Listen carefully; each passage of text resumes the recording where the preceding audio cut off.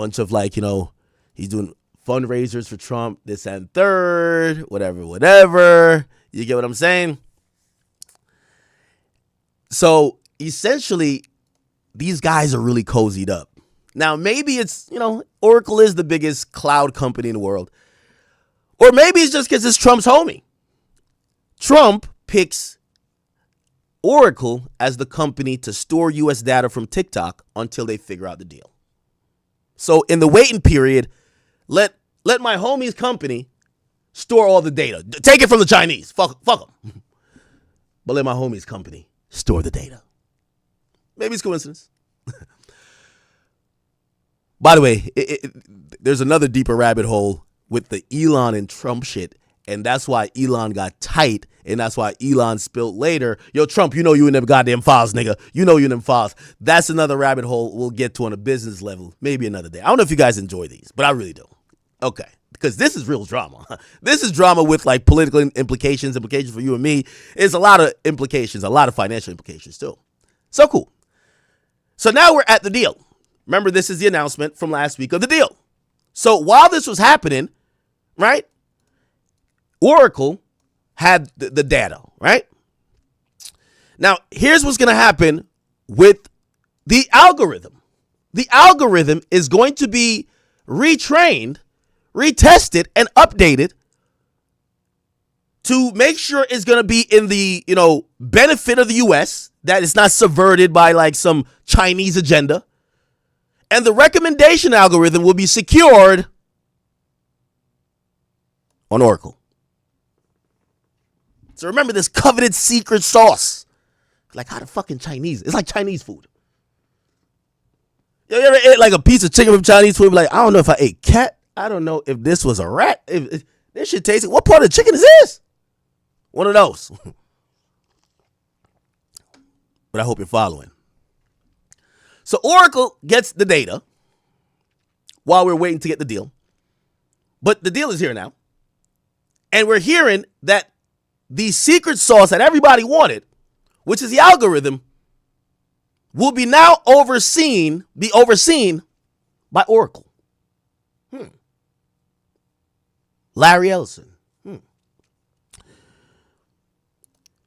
There's some software assurances, some trust and safety vanguards that are safeguards actually that are put into the deal to make sure that, it could not have any type of corruption later on. Now, they do some restructuring. I don't think you guys care about who these guys are, but what should be interested to you guys is who now owns TikTok.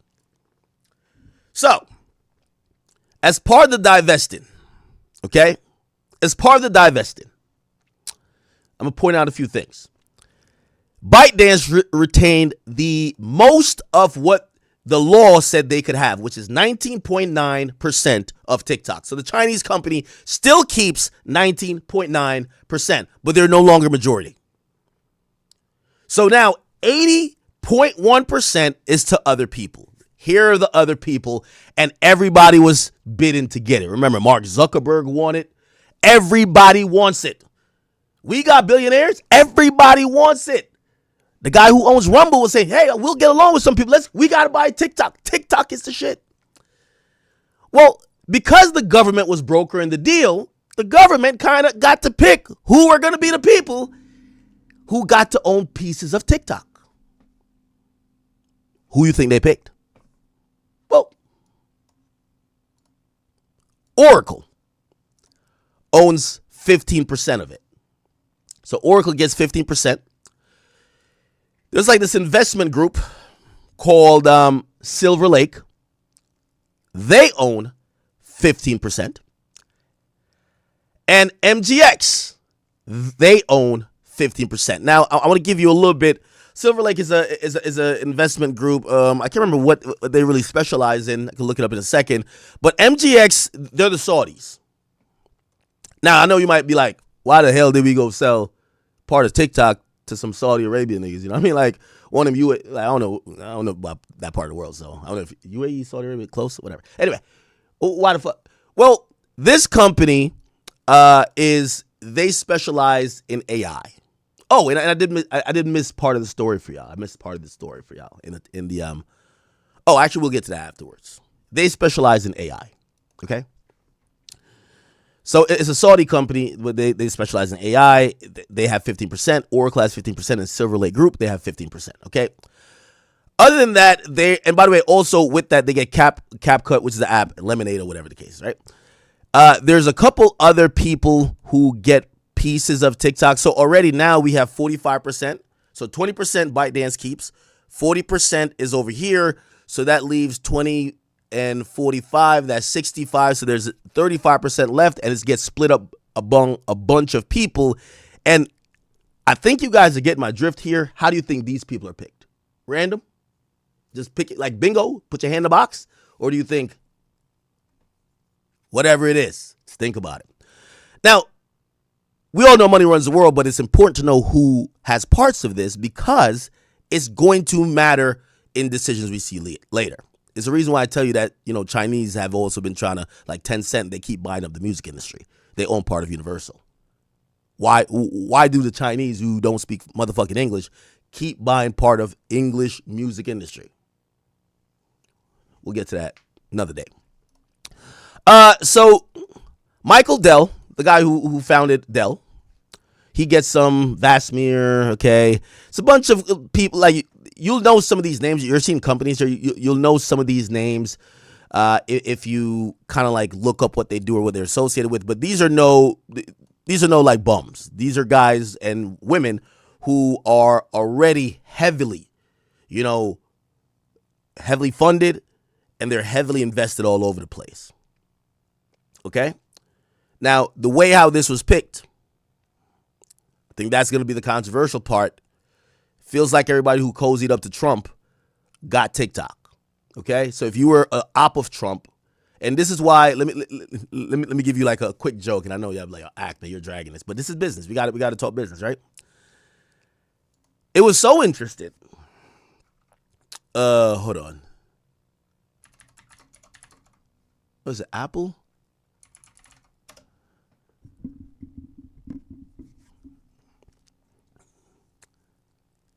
It was so interesting that the Apple CEO donated $1 million to Trump and the inauguration, right? To Trump's inauguration, okay? Tim Cook, he's donating to Trump. He gives Trump some gold shit. He's Trump's best friend now, right? And it just goes to show that these guys, there is no moral character. It's only business. And politics is big business now. Also, we don't have to watch a video necessarily. Actually, I like to just show the video. All right. This box was made in the U.S. This glass comes on the... Now, when he's doing the song and dance, you have a new commander-in-chief. He has a lot of... Remember, Trump literally did save TikTok. He pretty much all the people who sucked up to him, or all the people who got to buy TikTok, if you want to do some big shit, you better be cool with Trump, at least for the next 4 years or 3 years, I guess, whatever. Warning line. So you additional $100 billion. He pledged $100 billion. He loves Trump. Now, the irony. Let's go to Mark Zuckerberg.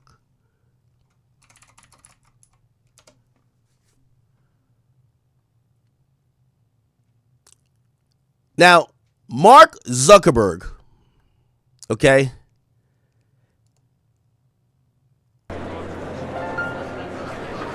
Now, I just want to show you this one ironic thing. So we have Elon, Jeff Bezos, Amazon, okay? Mark Zuckerberg, Meta. Now, the interesting part of this, right? Remember, this guy owns Twitter. This guy owns Instagram and Facebook.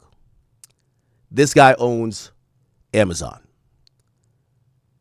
The reason why I'm saying it's business as usual, y'all remember in, at the end of his term in 2020, Trump got banned. Trump got banned from social media. Yet when he finally wins again, guess who's right there cozying up, laughing like they didn't ban him from their platform, basically sending a message like he was a fascist or whatever.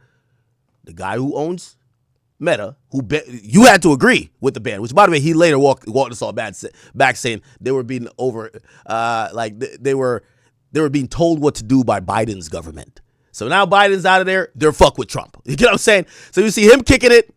They banned Trump on Twitch. They banned him like it was me. Who owns Twitch? Amazon. Who's the guy for Amazon? Him.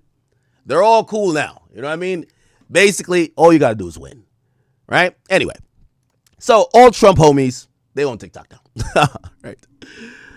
And I know I dragged the story out for a long time, but I hope if you kind of listen to this, I don't know if you're interested in business or whatever, but these are the things that kind of, matter. The last business thing, and not necessarily has to do with politics particularly, but it has to do with the music industry, is just like I just mentioned with Trump and how Trump through, TikTok got taken off the market and he brought it back on the market. So TikTok had to listen to him and pretty much do whatever he wants. They had to be his bitch, right? That's how negotiations work. You got to walk away from the table. TikTok wasn't agreeing. They thought the U.S. was bullshit and said, nah, y'all ain't going to ban us. We too big. We TikTok. Banned. And after they get banned, oh shit, you know what I mean? That's when you get the best deal done. Similarly, what happened in the music industry. So in 2024, I'm not sure if you guys remember this, UMG removes music from TikTok. Okay? In early 2024. Now, remember I told you UMG licensed their music to TikTok? Well, every couple of years, they got to re-up the license, right? Same with, all these places that use UMG's music. You don't own it. You can't buy a permanent license.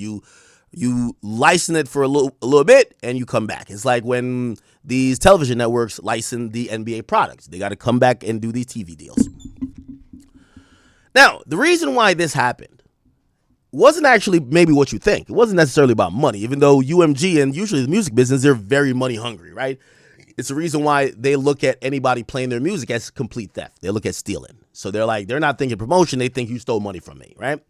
And oftentimes they got to get convinced that it's not stealing, it's actually promotion. There's a symbiotic mutual type of understanding that they could come to where this company helps you promote easier and this and third, you should be leveraging, not trying to, get them out of there, right? When this happened, UMG realized that TikTok was getting his arm twisted by the U.S. government. So the U.S. government, and so it piggybacks off the other thing I was telling you about, right? So remember this whole thing, like Trump is saying, y'all got to figure this shit out now. Everybody in Congress in Washington is saying, we're going to ban you. Universal takes advantage of that and says, you know what? Yeah, fuck y'all. Take our music off of there. They do it during negotiation. Why do they do it? Well, some would say, well, that's the best time for you to get the most amount of money. Now, again, they're money hungry, but that wasn't necessarily what their aim was. Their aim actually was, unlike in the 2000 era, right? And if you guys know the history of music, back in 2000s, labels were being told that, hey, the product of a physical CD, people are now getting easier ways to rip. The technology is becoming up to standard and up to par to deal with these WAV and MP3 files, and they could be transferred peer-to-peer in a way that's unregulated, and it could be duplicated in perpetuity, which means once someone gets your physical product, they could then give it to everybody in the world, which eliminates the need for them to buy your physical product again. The music industry says, fuck y'all. We don't believe that shit. Y'all ain't about to do that. Well, here comes Napster, here comes Kazaa, here comes all the music piracy piracy companies. And what ends up happening, the music industry goes in a tailspin. Piracy fucks everything up. They don't know what to do. Everybody's losing money. And it's not until later they kind of figure out that streaming is a viable option to try to combat that. Because at first they were trying to fight piracy, through the course. This is where, they were taking aim at different things. We even see that they're like, yo, look at these mixtape guys. Let's DJ Drama and them get arrested. They're trying to sue Napster and all these other places. Doesn't necessarily work out. They're basically chasing their tail around. It was a never-ending thing. And the movie industry was going through it too as well. So during that time, they learned a very valuable lesson. If you see a disruption come into your business practice, you need to figure it out before you get there. When they told you beforehand that people could duplicate CDs and share the songs without ever needing to go back to Best Buy to buy another CD, you should do something now to stay ahead of that. They didn't. They learned. In the early 2020s, the biggest conversation has been, if their leverage on every company that needs music is their catalog, their biggest competitor is AI. There's a couple of companies that will completely make an AI song for you. We seen during the Drake and Kendrick battle, there were songs that would come out completely in Drake's voice or even Kendrick's voice or whatever rapper's voice. And there was companies that were now getting a startup that was saying, hey, listen, we could just use the voice of Lil Uzi. I love, you guys might not like this. Lil Uzi Vert, Codeine Crazy. This is AI.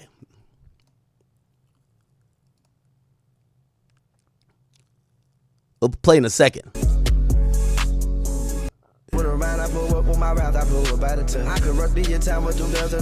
Uzi never said those words, but the AI and the technology is so good that, you could use someone's voice to do a song that somebody else did.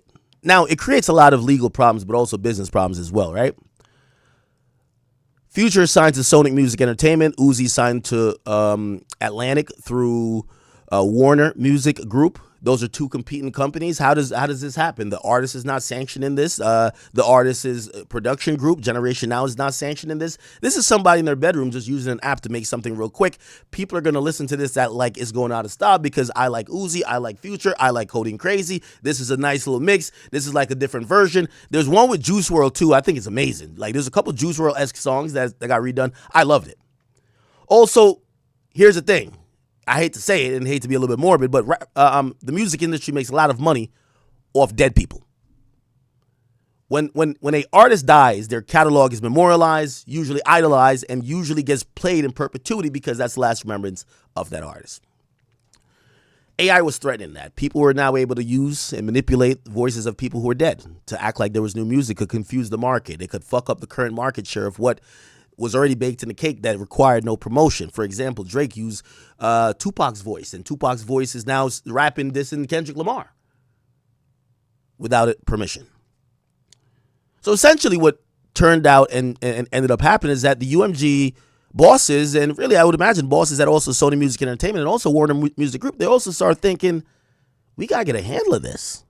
We can't have a repeat of the early 2000s. One of their ways to combat that, they start filing lawsuits. Okay, they filed the lawsuit. Some of these companies, one of them is called Suno, the other one's called Udio. UMG sues Udio. Yes, here we go. This is another. We gotta talk about this another time. Remind me. This is another thing. Somebody just stole the entire music catalog of all the labels. And they're trying to put them out for free, not as streaming, just have them there that people could download. And there's a big lawsuit over that. The big business with that too. I'm gonna get to it. There's a lot of money involved. But let me show you this. UMG sues Udio, and it looks like that has been settled. That has been settled. But they are trying to prevent AI. And have you noticed that AI's music has gotten a lot less attention? By the way, they have not only. They have started to make deals with social media companies to suppress the popularity of any AI identified music that feature their artists. So it's not just AI music. If you want to make AI music, cool. But if you use Drake's voice, it shouldn't be like the most popular thing on social media. Why? the labels are talking to social media companies, and these are pre-litigation talks to make sure this doesn't happen. So the Universal is moving behind the scenes to make sure that AI music that infringes on their rights do not get popular, and they put a stop to it, that we don't have another tailspin. Okay. Now, last October, Universal Music actually announced that it settled a copyright infringement litigation against the AI music platform called Udio. Okay. It says in the announcement that it'll collaborate on an innovative new commercial music creation, consumption, streaming experience, and that platform is going to be in 2026. So they're basically saying, Universal basically said, you're fucking stealing our artist's voice and their likeness or whatever, and like retraining it with AI. We're going to own your company, but we like the technology. We'll work with you. Maybe you could assist us to get new artists or do some new ventures. And, they probably don't have the money at this point to like fight with Universal. They have settled. Okay. They've also sued Suno. You used to see those videos with Suno right there. What people would be able to do is to kind of use the likeness and voice and other things of artists and kind of put them in compromising position, or even put them in musical situations where they're performing. So Universal really has a beef with AI. So while TikTok was getting his arm twisted by the government, Universal actually said, hey, matter of fact, we're going to walk away from the table. We want to control how AI and music gets put on your platform. Now, TikTok, they're not fond of that idea that much. I'm going to tell you why. Because an app that kind of benefits off of filters, background noises, like recently I just did like my first TikTok, like it was for Kashi, like the green screen thing, right? Like they benefit from filters and other things. So AI could help them in making TikTok easier for users and better for users, and better content means more people come in there and this and third. So they weren't really trying to say no to AI, and Universal saying no, fuck AI. So what Universal did, it says, you think we playing? Take all our music down now. So there's a period of time in early 2024 that there was no Taylor Swift, no Drake, no Olivia Rodrigo. And that was solely because TikTok did not respect the rights of the UMG artist catalog. And by the way, artists were kind of with UMG in a rare move, because usually artists don't like their label, but they agree, like, imagine your favorite rapper is now competing with a AI version of himself that's making better songs. He's high as hell in the studio. He fell off already. And there's some kid that got the sauce, but now he's using your favorite artist's voice making better songs. Like, you see what a pickle that could be? So the artists agreed with the labels. Yeah, fuck that AI shit. You know what I mean? Like, we can't give them other options. What the hell? Like, I'm not going to lie to you. I heard some AI songs that were better than the actual artist song. They were both in the same voice. So that was a problem. Okay. Now, there's a quick interview, and that will be that's my business. What day was today? Monday? That's my Business Monday rundown for you of TikTok and what's going on. And I'll give you a little forecast of what I think is going to happen, and then we'll just move to other topics. But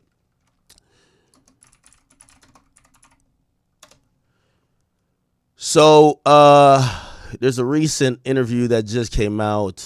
Where is it? Billboard. Is it this? Let's see. I had it here. Hold on. Oh. What really happened with UMG and TikTok? All right. It's a YouTube video. Here we go. Yeah, Billboard put this out 4 days ago. How is the world's biggest music company? By the way, I spend a lot of, if you wonder what I watch or whatever, after I'm done watching all the bullshit and I go into the female T pages to see who's fucking who, I usually have to enrich my mind, and music business worldwide is really good. There's one for radio and some of the sort like that. And actually Billboard itself is a really good website. It's not really just only for charts. The charts is just one portion of it. But Billboard Pro, you guys should, if you ever care about music business, you should read stuff over there as well. All right. Anyway,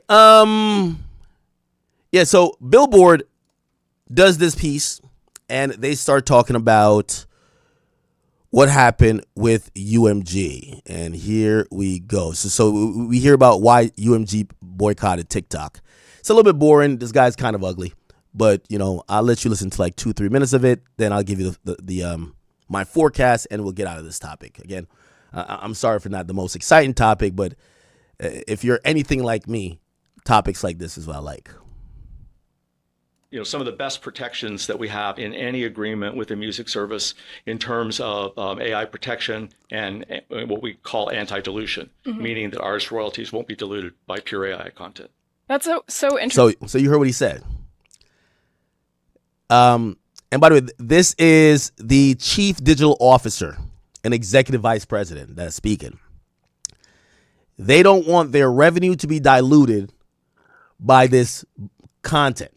Right, which is the AI content. Interesting to hear this. At the time, because I was reporting on this issue as it developed, I have to admit, like, towards the tail end of UMG. Okay, sure. To get to the outcome, certainly a company like Universal, a large, diverse stable of artists, a lot of voices, a lot of perspectives. We understand the importance of access to that platform, for TikTok, our artists, and that's why we worked really hard to secure a new agreement. I would say, by and large, the strong level of support in the music community around the position that we took. Yeah. So basically, the artists agreed, which I really think the artists didn't want to compete with AI versions of themselves. Clearly, right?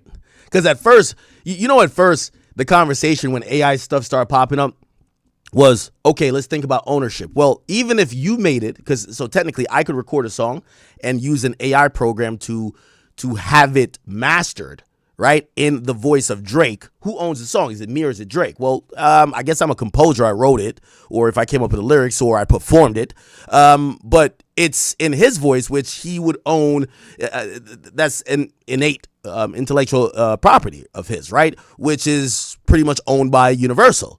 So who really owns it? That was going to be a whole legal fight, which I don't think these companies were willing to fight on behalf of their users. I think they were going to just say whatever. So at first the conversation was Universal was going to say, if you drop a song in Drake's voice, that's our song now. We're going to make all the money. You're never going to make no money. So if you want to make us free music, cool. We're just going to monetize of it. And it felt like it was going to be an easy thing to get mad revenue for the music business until they realized, well, you know what? It's going to confuse the market of the existing songs. Also, not only about who could monetize off it and own it, how do we add this to the catalog, right? And then the artists themselves said, wait, nigga, right now I'm making trash music. You got some kid who liked me from 3 years ago who's making songs like me, but now using my voice, and that shit's hot. So they're not coming to me no more. And I can't post his song. I'll be a fraud. If I post his song, so the artist supported. Was very helpful in enabling us to secure the right deal going forward. Now TikTok has sold its U.S. branch, and things are going to change there. Do you think that will impact the platform and its relationship to music discovery in the music industry? Do you think that it'll still have as much power as it has previously had under new leadership? It will be really interesting to see. There's still some elements of the equation, like technologically with the platform, with the algorithm, how all that's going to play out. Yeah. The new management structure will be put in place. A lot of changes for the company, and I can't comment too much because Yeah, you won't comment too much because, and this is what I'm trying to say. UMG knew all this was going to happen. They need to get the AI thing out of the way. The AI thing is out of the way. They knew that a U.S. company was going to influence it. And now they realize this algorithm, the secret sauce that used to make this app be able to pop off songs left and right. It's up in the air if it will continue to do so. But they could possibly, because they're ahead of the game. Remember, 2000s behind the 8 ball. That's why music business is a tailspin. Now they're ahead of the game. Maybe they could influence it. The music industry, I always tell you this. The reason why the music industry is a very tough business to be in, and why they give these really, really shitty contracts, other than the fact that everybody's greedy. But the reason they give these really shitty contracts, imagine being a business, right? Like if you sell iPhones, you produce a phone, Someone needs a phone, they buy the phone. It's simple supply and demand. The thing with music is that it's not a one-to-one relationship in what you produce versus what people want. It's actually like this amalgam of complicated, it's art. So it's like, how could you, everybody wants to have a number one song. You think labels don't want to have 15 Not Like Us a year? But you can't predict it. You can't predict what artist, what time. And here, how do you're basically in a gambling economy or a gambling business if to predict revenue is based upon these things you can't predict, right? So it's not like you're like, okay, obviously certain things they can, like, okay, Taylor Swift is coming out. We know she's going to sell whatever. But they can't predict a hit record. They can't predict a flop, like intuitively, because they can't control the minds of people. They can't control how one song will do, and that's their product. So they're kind of gambling. So the way how you make a business of that is that if you can't control this product, you control everything else that could have control on the product. What does that mean? You try to control Spotify because Spotify controls playlists, and playlist affects music and how it does. So you try to control Spotify. UMG, they have some interest in Spotify equity-wise, and it's for that reason. You try to control radio. You control all the parameters to make sure that gamble that you're taking with every song you put out that you may have paid whatever for is not necessarily a gamble anymore, and you could make, let's not say assumptions, let's say educated guess. You take the guesswork out of it. So here's the new way. Like, you know how the music business was like, they were in shambles recently because a song could pop off based on the algorithm. A song could pop off by a random kid that did some funny shit that made a stupid song and is the most viral thing on TikTok. And now the music industry's catching up with that. That's not good for business. That person's independent. He's not under a contract already. That's not good for business. So what I'm telling you, what this guy's alluding to, but he's not going to say, is that if UMG has any shot at it or any influence or anything to say, they want to be able to do what they do to Spotify and others. We control the algorithm, nigga. Fuck that. There ain't no, fuck all that. Oh, you 15 years old and you popped off with a new song with a cool dance. Fuck that. We control what's hot. And you know what they're going to say is hot? The people we signed. You get it. I know you do. Obviously, the ongoing negotiations have confidential nature in place. But they have ongoing negotiations about how maybe their algorithms are going to be tailored to. So what I'm really trying to say, if UMG has its way, the algo, at least musically, will never be the same. It will never be like, random people popping off, right? Remember, we kept seeing people just like top of the Billboard and like, oh, this is a TikTok song. UMG don't like that. They want what's top of the Billboard. They want to run it like radio. Like radio has always been ran. We give you what's going to be hot. You make it hot. That's why they had radio programming. Spotify, we tell you what's going to run y'all playlist. Apple Music, we tell you what's going to run y'all playlist. Right? So you're not gambling anymore. If I get to control what's hot, it's basically a Ponzi scheme, right? Anyway, not really, but kind of. Anyway, I'll let you hear 2 more minutes of this, and I just gave the forecast, so we're kind of done.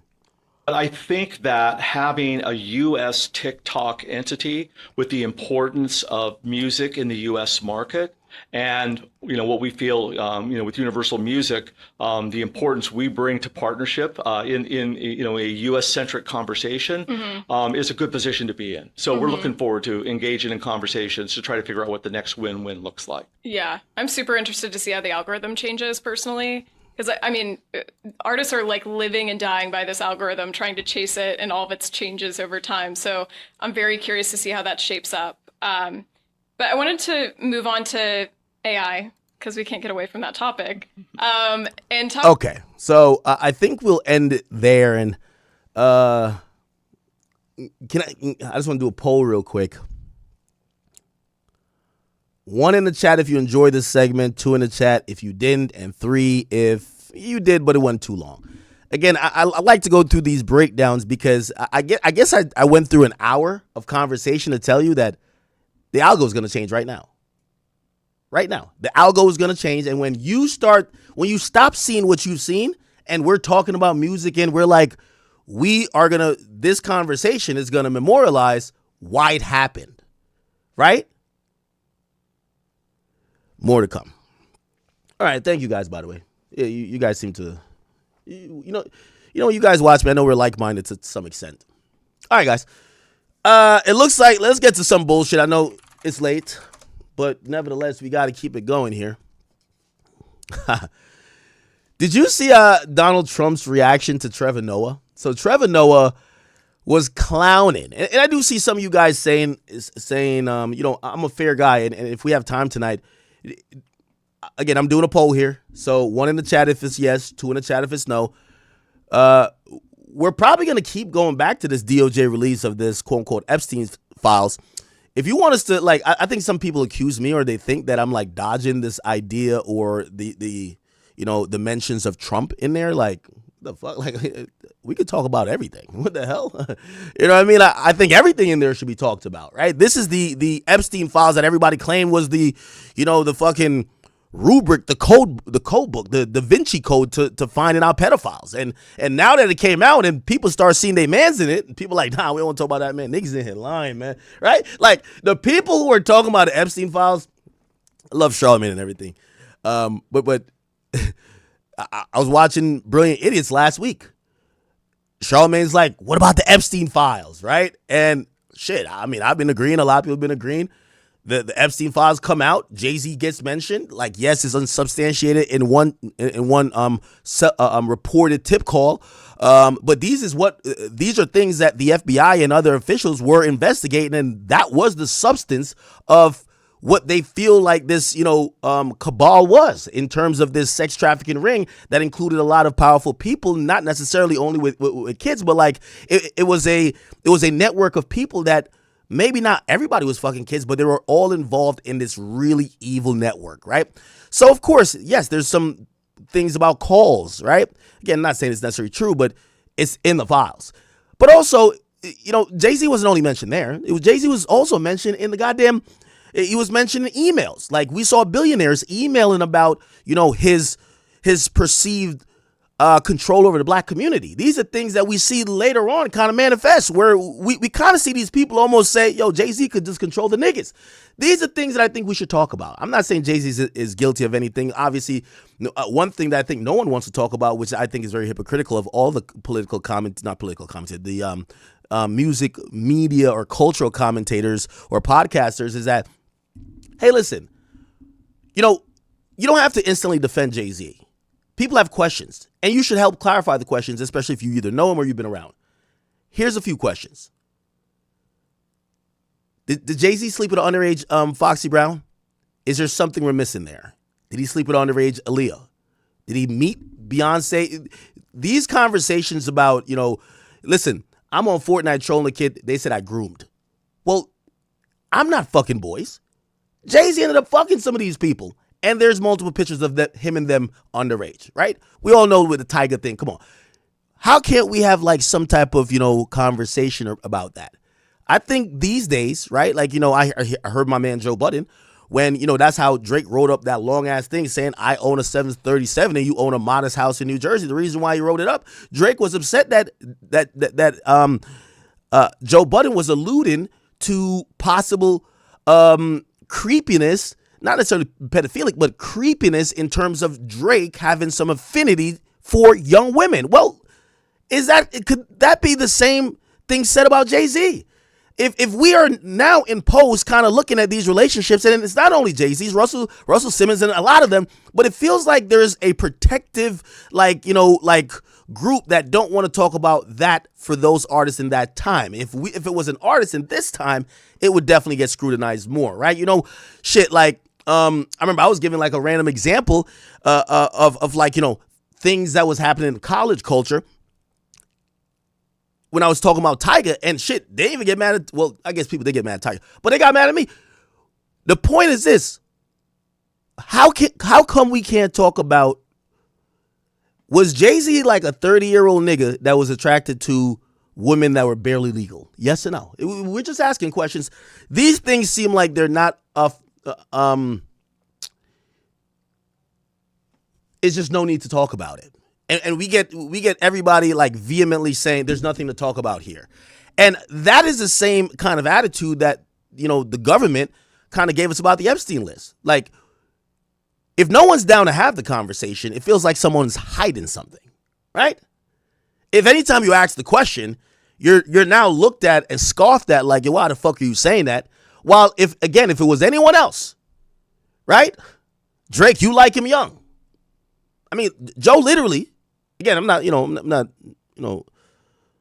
necessarily calling out my guy here. You know, I'm not going against him. But I'm just saying, in fairness, like, Joe said, hey, listen, you're making music for a certain demographic. You'll stop hanging around these young motherfuckers and start doing whatever. And he felt that was a valid thing to say at the time. We are now getting a lot of not only accusations, but just narratives that might not just completely be all criminal in terms of factuality. But it appears that maybe Jay-Z did have an affinity for certain type of people. Could we discuss it? Like, I wasn't around when that was happening. I would love for the people who were around to kind of give some context. But none of them seem like they want to have that conversation. If anything, they like to point to the most absurd elements of anything that comes out and say, you're an idiot if you believe that. Okay, cool. We get it. There was an anonymous tip that put him in a room with William Barr and Harvey Weinstein and stuff. But I think there and maybe someone mislabeled a couple pictures or whatever the case is. But I think it's kind of like indisputable that Jay-Z was around a lot of women as they were barely turning, like they were 15, 16, 17, about to turn 18. And later on, we hear or it's rumored that he fucked them. Like, we just want to know. I wasn't around. Could somebody give us information? That conversation isn't welcomed at this point in hip hop discussion spaces, I think. Anyway, you could speculate one way or the other. I'm just saying that's going to create an Epstein Files like effect, right? Because no one's having these qualitative conversations. People are going to think that you guys are covering something up. So I'm just giving, this blanket, because I was waiting for people to respond, and I seen some responses, and I'm like, okay. I don't think these people are bad people, but I'm like, I know how this works with the public. When you tell the public, shut the fuck up and stop asking, or y'all are stupid for even thinking about this, people are going to say, okay, you're hiding it, right? It is what it is. So, one in the chat, if you guys do want at some point tonight, or maybe if not tonight, we'll do it tomorrow. We could get into the Epstein files where Donald Trump is mentioned. Again, it's interesting as people, the same people that were saying that they piggybacked on the possible opportunity that Trump was in the Epstein files. They made it seem like, well, this kind of means or it suggests that he's guilty. Now, when they saw Jay-Z up in there, they're like, that was bullshit. You know what I mean? So for me, I like to call a spade a spade. Like, so, I like Donald Trump as a president, but if he's in there and Jay-Z's in there and Epstein's in there, well, obviously Epstein, there's proof. But whatever I think of Jay-Z, where there isn't much proof, I think of Trump. So it's no way I'm going to think Trump did something when he's mentioned in the same file as Jay-Z. I either think they both did it or I think none of them did it. And that's me. I'm gonna just be fair with it. And that's what I'm saying for the people who think I was dodging the topic of Trump being in there. No, well, let's read it. Let's read it. My only thing is, I want to say if unless we have real shit that we could actually prosecute with, either Trump and Jay-Z guilty, or we just got to say, man, we don't know, or they both ain't guilty. But they're all in the same, the same ballpark to me, Because, again, the DOJ hasn't done any, we don't know other investigations they've done, but they haven't, we haven't seen nobody else get arrested, right? So, I think people are hoping there's a client list and people who are also involved in sex trafficking will get arrested. However, after Ghislaine Maxwell, there hasn't been any other arrest. Okay, so you guys let me know. However, Trevor Noah at the Grammys, who he hosted, I didn't watch the full thing. He roasted Trump, okay? He had a couple jokes, and, it's kind of par for the course. But this is what he said. Here we go. Congratulations. Song of the Year. Congratulations, Billie Eilish. Wow. That is a Grammy that every artist wants, almost as much as Trump wants Greenland. Which makes sense. I mean, because Epstein's island is gone, he needs a new one to hang out with Bill Clinton. So, oh, I told you it's my last year. What are you going to do about it? Oh, wow. Now, it's interesting. Where's Bill Clinton been? He hasn't got a lot of smoke. Here's another one, I believe. John Legend, Billie Eilish, Phineas. Nicki Minaj is not here. She is not here. So while he was taking a jab at Nicki, also, it was about Nicki hanging with Trump. Obviously, Trump probably took offense. She is still at the White House with Donald Trump discussing very important issues. Actually, Nikki, I have the biggest ass. I have it. Everybody's saying it, Nikki. I know they say it's you, but it's me. Wop, wop, wop. Look at it. Look at it, baby. Jennifer. Okay, let's see. What else? Song of the Year. I mean, because. Okay, so was it only two? Maybe it was only two. Okay. Think it was only two. Anyway, Trump actually hit back on Truth Social with a very long post, and he says, the Grammy Awards are the worst, virtually unwatchable. CBS is lucky not to have this garbage litter their airwaves any longer. Now, chat.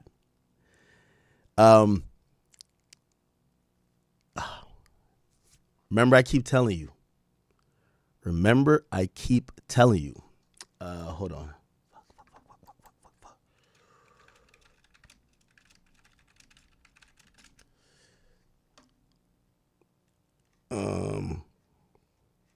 Okay. Oh, remember I keep telling you, everything we're going to discuss, from petty arguments to whatever, you got to think about business. This is how to think about the world. You got to think like this to know how to move. Look what Trump says. He's responding to Trevor Noah. The Grammy Awards are the worst, virtually unwatchable. CBS is lucky to not have this garbage litter their airwaves any longer. Why does he say this? By the way, I want to mention this other thing. Have you ever heard of late night host Stephen Colbert? Stephen Colbert, he did a late night show. I'll just read what it says. He's best known for hosting a Comedy Central news a satire show, and he did a talk show on CBS called Late Show with Stephen Colbert since 2015. Okay, so he was on CBS doing the Late Show with Stephen Colbert since 2015. He's a guy who has criticized Trump a lot. Trump don't like him. Okay, now remember, watch how all this comes together. Trump don't like him. He's criticized him. He's on CBS. Let's think business. Who owns CBS? Well, CBS is owned by Paramount. Paramount owns CBS, right? So Paramount Global owns CBS. So CBS got a guy on there, Stephen Colbert. He dissing Trump. Trump don't like him. Who owns CBS? Paramount Global. Remember, I told you Paramount Global had to pay out $60 million to Trump, and that was pretty much rushed and approved in a settlement. Why? It was bought by David Ellison, Skydance. They buy Paramount. Merger of Skydance and Paramount. This happened in 2024, okay? So now Trump gets his $60 million. CBS knows don't fuck with Trump anymore. Paramount gets bought by Skydance. Remember, Skydance, their CEO is David Ellison. The daddy is David Ellison owns Skydance, which buys Paramount, and the daddy is Larry Ellison, which is the big dog, second richest man in the world. Now, what does this have to do with Trump's message? Because Trump got these niggas by the balls. Pause. I'm going to tell you how. First and foremost, Skydance, Paramount. So remember, Paramount Skydance. That's now owned by David Ellison. They're trying to buy Warner Brothers. They're competing with Netflix. they're going through what's called like a lot of antitrust litigations because they're trying to say that Netflix is competing unfairly, and them buying up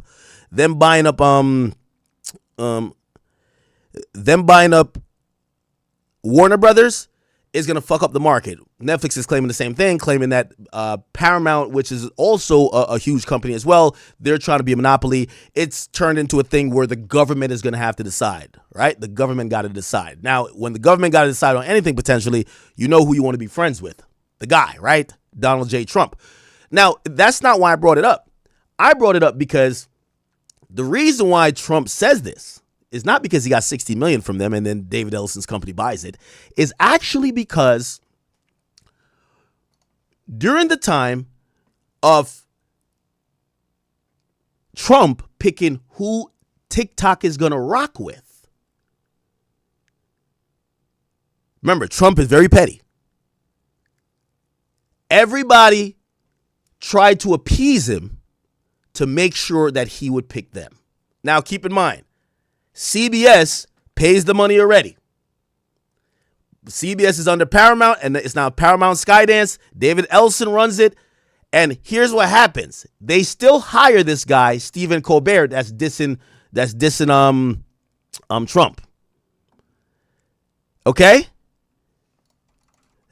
Let's Google this. Now,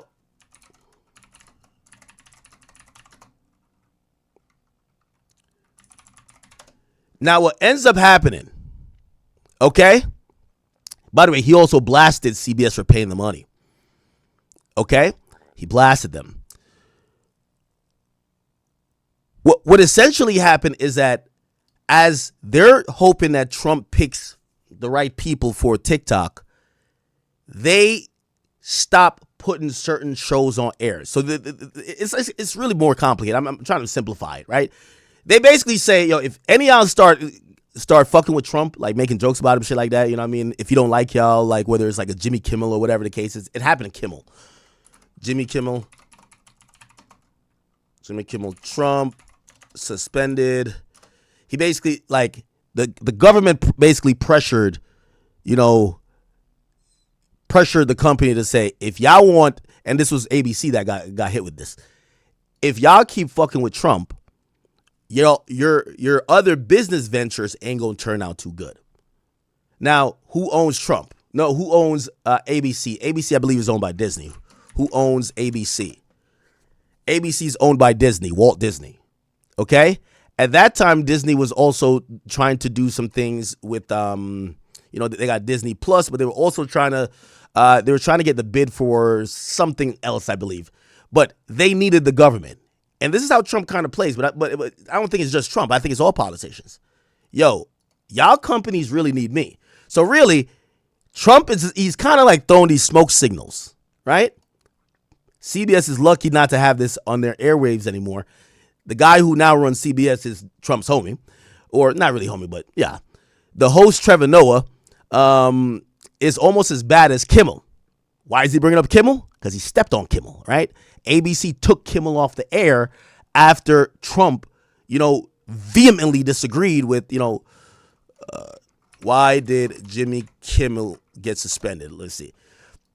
The corporate company, Walt Disney, suspended production following the criticism of conservatives and public pressure from the Trump officials. I forgot why he said something particular. Okay. They said it was problematic. Okay. And then he did return. I don't think he officially offered an apology, but he pretty much got, he got slapped into submission. Do not talk about Trump. Okay. So anyway, so this is why Trump is talking like this, right? He says, whoever he is might be as bad as Jimmy Kimmel in the low ratings Academy Awards. Noah said incorrectly about me that Donald Trump and Bill Clinton spent time at the Epstein Island. Wrong. I can't speak for Bill, but I've never been to Epstein Island nor anywhere close. Until tonight's false and defamatory statement, I've never been accused of being there, not even by the fake news media. Noah, a total loser, better get his facts straight and better get them straight fast. It looks like I'll be sending my lawyers to sue this poor, pathetic, talentless dope of an MC and suing him for plenty of money. Ask little George Slopadopoulos and others how that all worked out. Also asked ABC, get ready, Noah. I'm going to have fun with you, President DJT. Now, what Trump is doing, and he's a seasoned pro at this, he's doing what Meg Thee Stallion failed to do. So in most jurisdictions, when you're dealing with media, you got to give them a chance to correct themselves. So you can't just sue. So this is, even though it's not a cease and desist, it's pretty much a cease and desist. Like it will be pointed at in court if he ever sues this guy, to say, hey, listen, I alerted him that it was not true. And they're probably going to be some formal, like send some paperwork to say, hey, go online and apologize. Now, here's the thing. If we see Trevor Noah come online and apologize for a joke, he looks pussy. So, like, you know, they're going to try to play that a little differently. But if not, it sets up a lawsuit for Trump. And Trump, at this point, he literally has the Trump card. He has CBS in his back pocket. All these companies that are trying to make major moves, right? And all these companies, this is another business or, you know, a business segment here. Most companies these days are heading towards being monopolies. So they're doing a lot of questionable things, acquiring other competitors, other companies, expanding their reach into other things. And at a point, the government has to decide whether they could continue to operate like that, or they have to stop, or they have to let certain things go. Because monopolies, you know, there are rules against monopolies. But the way to get around that is that, you know, you need the government to be on your side. The government has to like you. Well, you know who runs the government at this point. So it's like, you know, these companies aren't going to back these guys, right? So it's like if Trump really goes against Trevor Noah, I don't know what stations he's on, but if Trump really is that mad, he could sue. He could pressure them to get that motherfucker out of there and whatever. Anyway, that's just the business part of it. Anyway, he was asked about this. It looked like this was a press briefing or something of the sort. This was in is this the Oval Office? I can't tell. And they asked him about Trevor Noah. He said this. Mr. President, are you going to sue Trevor Noah? Last night in a post, you alluded that something could be coming. Yeah, well, he said that I spent time on. Now, of course, by the way, Trevor Noah's defense, which I don't know if he would want to take it to court. Trump is so powerful, got unlimited amount of money, and has a history of winning these things. You could always say this was a joke, right? And that's art. Like, you know, it's like that's the idea behind UMG saying to Drake, yeah, Kendrick said you're a PDF, but he said it in art as a part of not necessarily a joke, but diss rap, and that's a quintessential part of the culture and the music business you're in. Which, by the way, the courts agreed with, and I don't know if we talked about it. Drake did file an appeal, but that's why that defamation got knocked out. So Trevor could kind of claim the same thing, like, hey, I said it, but I didn't say it matter-of-factly. I said it as a joke. I said it as part of a shtick. And, you know, it wasn't meant to be taken serious. I never doubled down on it. And, you know, obviously something over some 808s could be considered more of not necessarily a matter-of-fact statement as opposed to you being on the Grammys with a huge audience and you actually saying it. Some people might be like, that's not a joke. That's you making a statement. So, yeah, we'll see what happens. But let me have him finish his statement here. Mr. President, are you going to sue Trevor Noah? Last night in a post, you alluded that something could be coming. Yeah, well, he said that I spent time on Jeffrey Epstein's island. I didn't. I mean, he's a lightweight, this guy. He's a terrible. I think he's terrible. I thought he did a terrible job at the Grammys. I thought the whole Grammys was terrible. I watched part of it. It's not watchable. But he was a lousy host. I'd say not as bad as Jimmy Kimmel, but pretty close. And no, he made a statement about me and Jeffrey Epstein. I have nothing to do with that. I have nothing to do with Jeffrey Epstein. And in fact, if you look at the DOJ, they announced, they released 3 million pages. It's like this is all they're supposed to be doing. And frankly, the DOJ, I think, should just say, we have other things to do, because that whole thing has turned out, I mean, other than Bill Clinton and, Bill Gates and lots of people that there are a lot of questions about it, but nothing on me. But it was. Mr. President, are you going to sue Trevor Noah? Last night in a post. All right. Trevor Noah, after laughing about Nicki Minaj, man, I'm telling y'all, the barbs might be better than the CIA. By the way, thank you, OVO 108 for the 5. Says, I love Axe Breakdown. Okay. Let me see. I'll read your donation. Thank you. I'm going to start having we're going to call it the lebebe breaks, okay? The water breaks. So, if you need to go take a piss real quick or something like that, you guys, I'll read donations at that time. Rather than just going through topics and then mid-topic just go into read a donation. Okay, the barbs are really good. I can't even lie to you, chat. The barbs are so good that after Trevor Noah dissed Nicki Minaj, Nicki Minaj actually tweeted out and was basically saying this guy was gay, right? Or something, and which is a popular thing, right? Where like, you and a woman get into it and she's like, you're gay. You know what I mean? Like, hey, chat, like, there's this running thing about me now. They say, yo, listen, Ak has a little dick. If you and women get into it, you're gay or you got a little dick. Do they call me gay? I'm Jamaican though. They know when I'm bad man, I deal with them thing there. You see me? Like, and yeah, but whatever. So, Nicki and her fans have now said, well, this guy's gay, right? They call Pusha T a man, say she has a dick, and apparently the Barbs have said that Trevor Noah is gay, right? And look, so Trevor Noah boyfriend. Apparently the Barbs has found Trevor Noah's boyfriend, and they said this is a clip of Trevor Noah with his alleged boyfriend. It emerges after Nicki Minaj said Noah is gay. Whoop-de-doo, okay? Put it like this. It looked like Whack 100 got all the, he got the files on the snitches, and Nicki Minaj has all the files on the homosexuals and transgenders, okay? So apparently this is a video of some random passerby or tourist that walked up on Trevor Noah with a man, and they're now claiming this man is his undercover boyfriend. Hey, excuse me, not to interrupt. Are you Trevor Noah? Hey, what's up, man? What's up, bro? How you doing? Andres. Good to meet you, man. Dude, you look great. So his boyfriend would be this guy right here, right? You Trevor Noah? Hey, what's up, man? What's up, bro? How you doing? Andres. Good to meet you, man. Dude, you look great. I would approach you, but you're a celebrity. Hey, excuse me. Okay. Look, this comes from Nikki Volt. Laughing my ass off. Man on shorts, that's definitely Trevor Noah's boyfriend. Nikki was right again. Okay. I don't know, man. Nicki Minaj might be on a historical run, right? Generational run, Nicki. Huh? Let's see what she's tweeting about now. Apparently she has a new interview coming out. I want to hear it. It's interesting.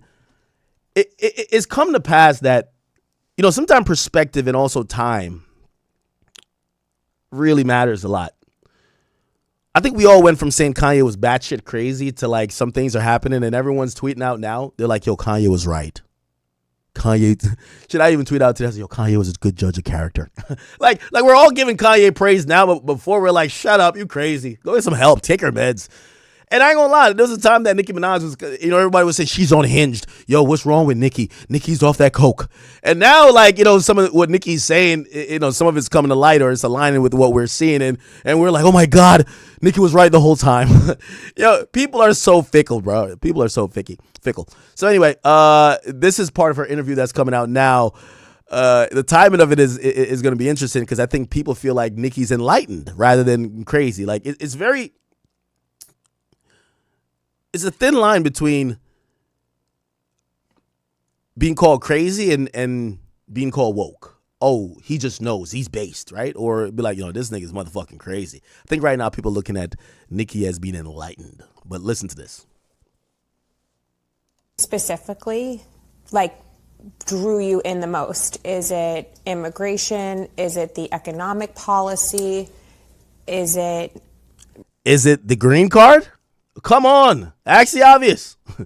So what drew her into Trump? The green card. Come on now. Religious freedom. The gold card, I mean. What specifically, answers that calling that you talk about? Definitely, religious freedom is something that's very important to me.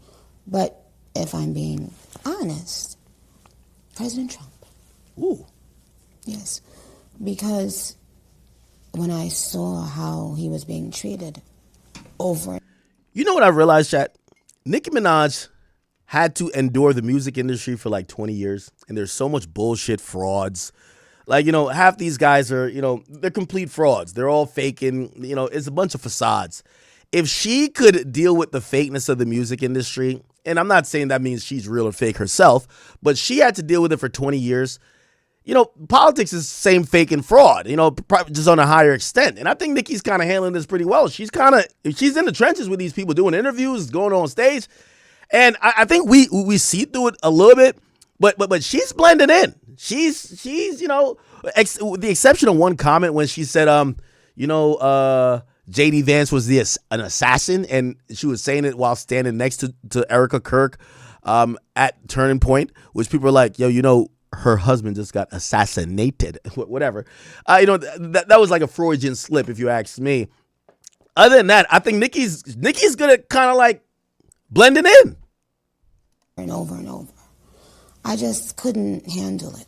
Like, because I felt that same, you know, a lot of that bullying and the smear campaigns and all of the lying, I felt that had been done to me for so many years. And I was watching it in real time happen to someone else. And I didn't think he deserved it. And it made me think. Sure, they asked her, what policy of Trump you like? She ain't named one. She says, I'm going to be honest with you, ain't of a policy. They were bullying him. And you know what? They've been bullying me a lot for my career. So I seen some synergy with him. That's my nigga. So I'm supporting him. Hey, it works. I can't do this anymore. Here's another piece. She says, you're going to love this interview. Barbs. Here's a sneak peek. You know what's so funny? Like, I remember seeing, you know, and I'm not calling out, if I mention names here, you know, when I'm calling a motherfucker out, I speak directly. But Van Lathan, and there's a couple other, like, you know, some of these podcasters, like, within the black sphere, like, they were, you know, even Joe was like, I'm done with Nicki Minaj. And I'm like, bro, it's only you, bro. Like, the barbs ain't going nowhere. Like, I think people thought that there was going to be, like, a thing. Like, yo, Nicki could diss homosexuals and half her fans are homosexual. Yo, the barbs are, like, brainwashed. Like, they're, like, if Nicki drank, it's like some Jim Jones shit. Like, you know, not Jim Jones, the 60-year-old podcaster. I'm talking about Jim Jones, a cult leader. If Nicki Minaj drank poison, they would too. Like, so Nicki could actually diss them. Fuck you, and they'll be like, "I love you even more, Nicki." Like, it's you can't. I think like some of these podcasters were thinking that if they're like, we as black people are done with Nicki, and her fans is gonna be like, "All right, cool, let's go stand Meg Thee Stallion." Fuck no, like. Nicki is their end all be all. Like, you know what I mean? Like, they might not be the fondest of Trump, but they love Nicki. They're not going nowhere. Okay. You've been recently very vocal about politics and social issues. Was there a specific moment that flipped the switch for you? Was it Gavin Newsom? Was it Nigeria? What made? By the way, I also want to say this. I've always accused artists of being a slave to their fans, meaning the reason why they don't speak is that if they ever don't align with their fans, they're scared of losing their fans. I've always said that about streamers. There's many streamers, if they had an opinion that they're like, they go off the chat. So the chat, they kind of, whatever the chat says is like majority rules. They go with that. They're kind of just molded and controlled by their, you know, their audience. Why? Because, you know, like being in art or, you know, being a musician or being a streamer, it's a really privileged job. And when you get an audience, like you kind of don't want to lose it, right? And you know, sometimes you tuck that individuality where you might differ with people, or you might have to go against the grain and say, nah, I'm gonna just either keep quiet. That's usually the thing, or I'm just gonna say something I don't believe. And the very few people who could say, hey, listen, I love you guys for supporting me, but I might not agree with you. And I've always tried to, you know, within reason, do that with my audience, because I don't think you guys agree with me with everything, but I think we could confidently and, graciously disagree, and I know you guys will be here tomorrow, right? Like, I'm not gonna lie, I did get like 5 emails, or not emails, DMs. People are like, yo, Act Man, like, I can't believe, I think it was because I did a stream with Sneeko. They're like, yo, you're hanging out with these guys. I guess after the Hail Hitler thing, in the video, they did the video in some club, and people are like, I can't believe you're hanging out with these guys, and I'm like, so wait, you've watched me for years, and because I did a stream with Sneeko, like, you're done watching me? I'm like, bro, you should. I wish you never started. You know what I mean? Like, again, if you're gonna define, if you've supported me for years, and there's so many of y'all that have supported me for like a decade. Like, if I do one thing that you disagree with, if you can't just like discern and say, yo, that's my nigga Act, but he bugging, but that's my nigga though. That's how you should deal with everything. You're not gonna agree with everybody on everything, right? If you can't do that, like, you should probably give up on like really kind of like supporting someone, because you're never going to agree with everything, or you're going to have a fake version of them trying to appease you. Right. So like, I'm pretty sure the Barbs are doing exactly what I would expect y'all to do. Be like, all right, well, she tweaking for this, but I get her on these other points. Yeah, she was being bullied. And so I think Kanye does it. Nicki does it. Let me see who else does it. Like, Let me see. Does Drake do it? Nah. I think Drake stays away from certain things like that. I think people wanted Drake to like be like, you know, front and center with the Palestine Israel stuff, and I think he chilled out. DJ Khaled, they wanted him to get on the free Palestine wave. Like, I think he was just like, yo, bro, I just want to do some fucking goofy ass dances. A lot of people stay out of these things because they realize, yo, politics or being, you know, having an opinion that might turn off some of my fan base is just not going to be good for me, right? What's the famous saying? Michael Jordan says, yo, when they said, yo, are you going to support the Democrats or Republicans? Or I forgot what they asked. He said, yo, they both buy sneakers. He ain't saying nothing. That's what he was trying to say. And that's an interesting thing and a stance many people take, but there are a few celebrities that they don't mind going against their audience, and they know confidently they'll still have their audience. And Nicki and Kanye, they're definitely two. You've been recently very vocal about politics and social issues. Was there a specific moment that flipped the switch for you? Was it Gavin Newsom? Was it Nigeria? What made you wake up, so to speak? You know what, Katie? I think that people's she said this already. Steps are aligned or something, and I texted someone I knew. Here. Said it out loud or texted it. Oh, never mind. Tell people this when I thought it was the last growing clip. up, but like I had this strong premonition my whole life that I had a second job to do. Like, and this was, by the way, this was before I even made it in rap. Something inside of me just told me I would have another thing to do. And so actually, the first time I said it out loud or texted it was during the last campaign, the presidential campaign, this last one. I saw something and I texted someone I knew right away, and I said, this is a mistake. And I also said, all of this is making me want to get into politics.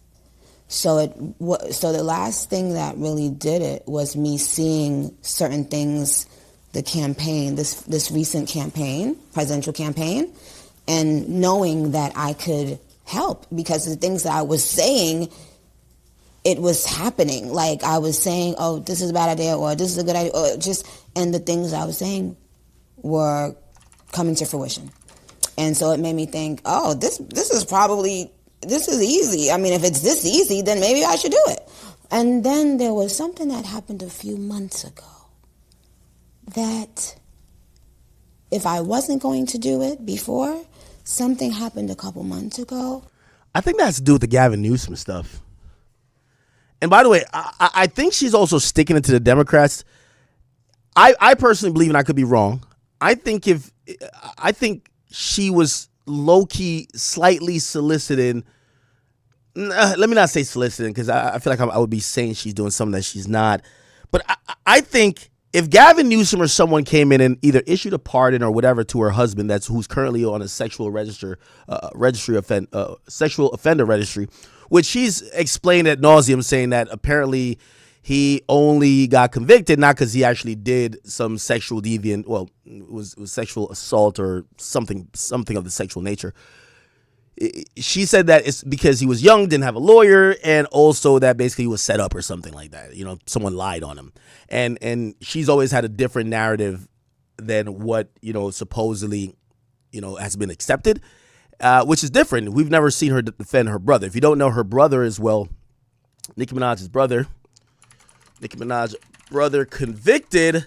And the details here are kind of horrifying. Her older brother, Jelani Mirage, was actually convicted of predatory sexual assault and child endangerment for raping an 11-year-old. Okay, apparently his semen was found on like her clothing or her underwear or something of the sort. And you know, he was charged, and you know, she's never been actually asked about that, from my knowledge, directly, and she's never really asked about it. She's never answered like directly about it, from what I've known.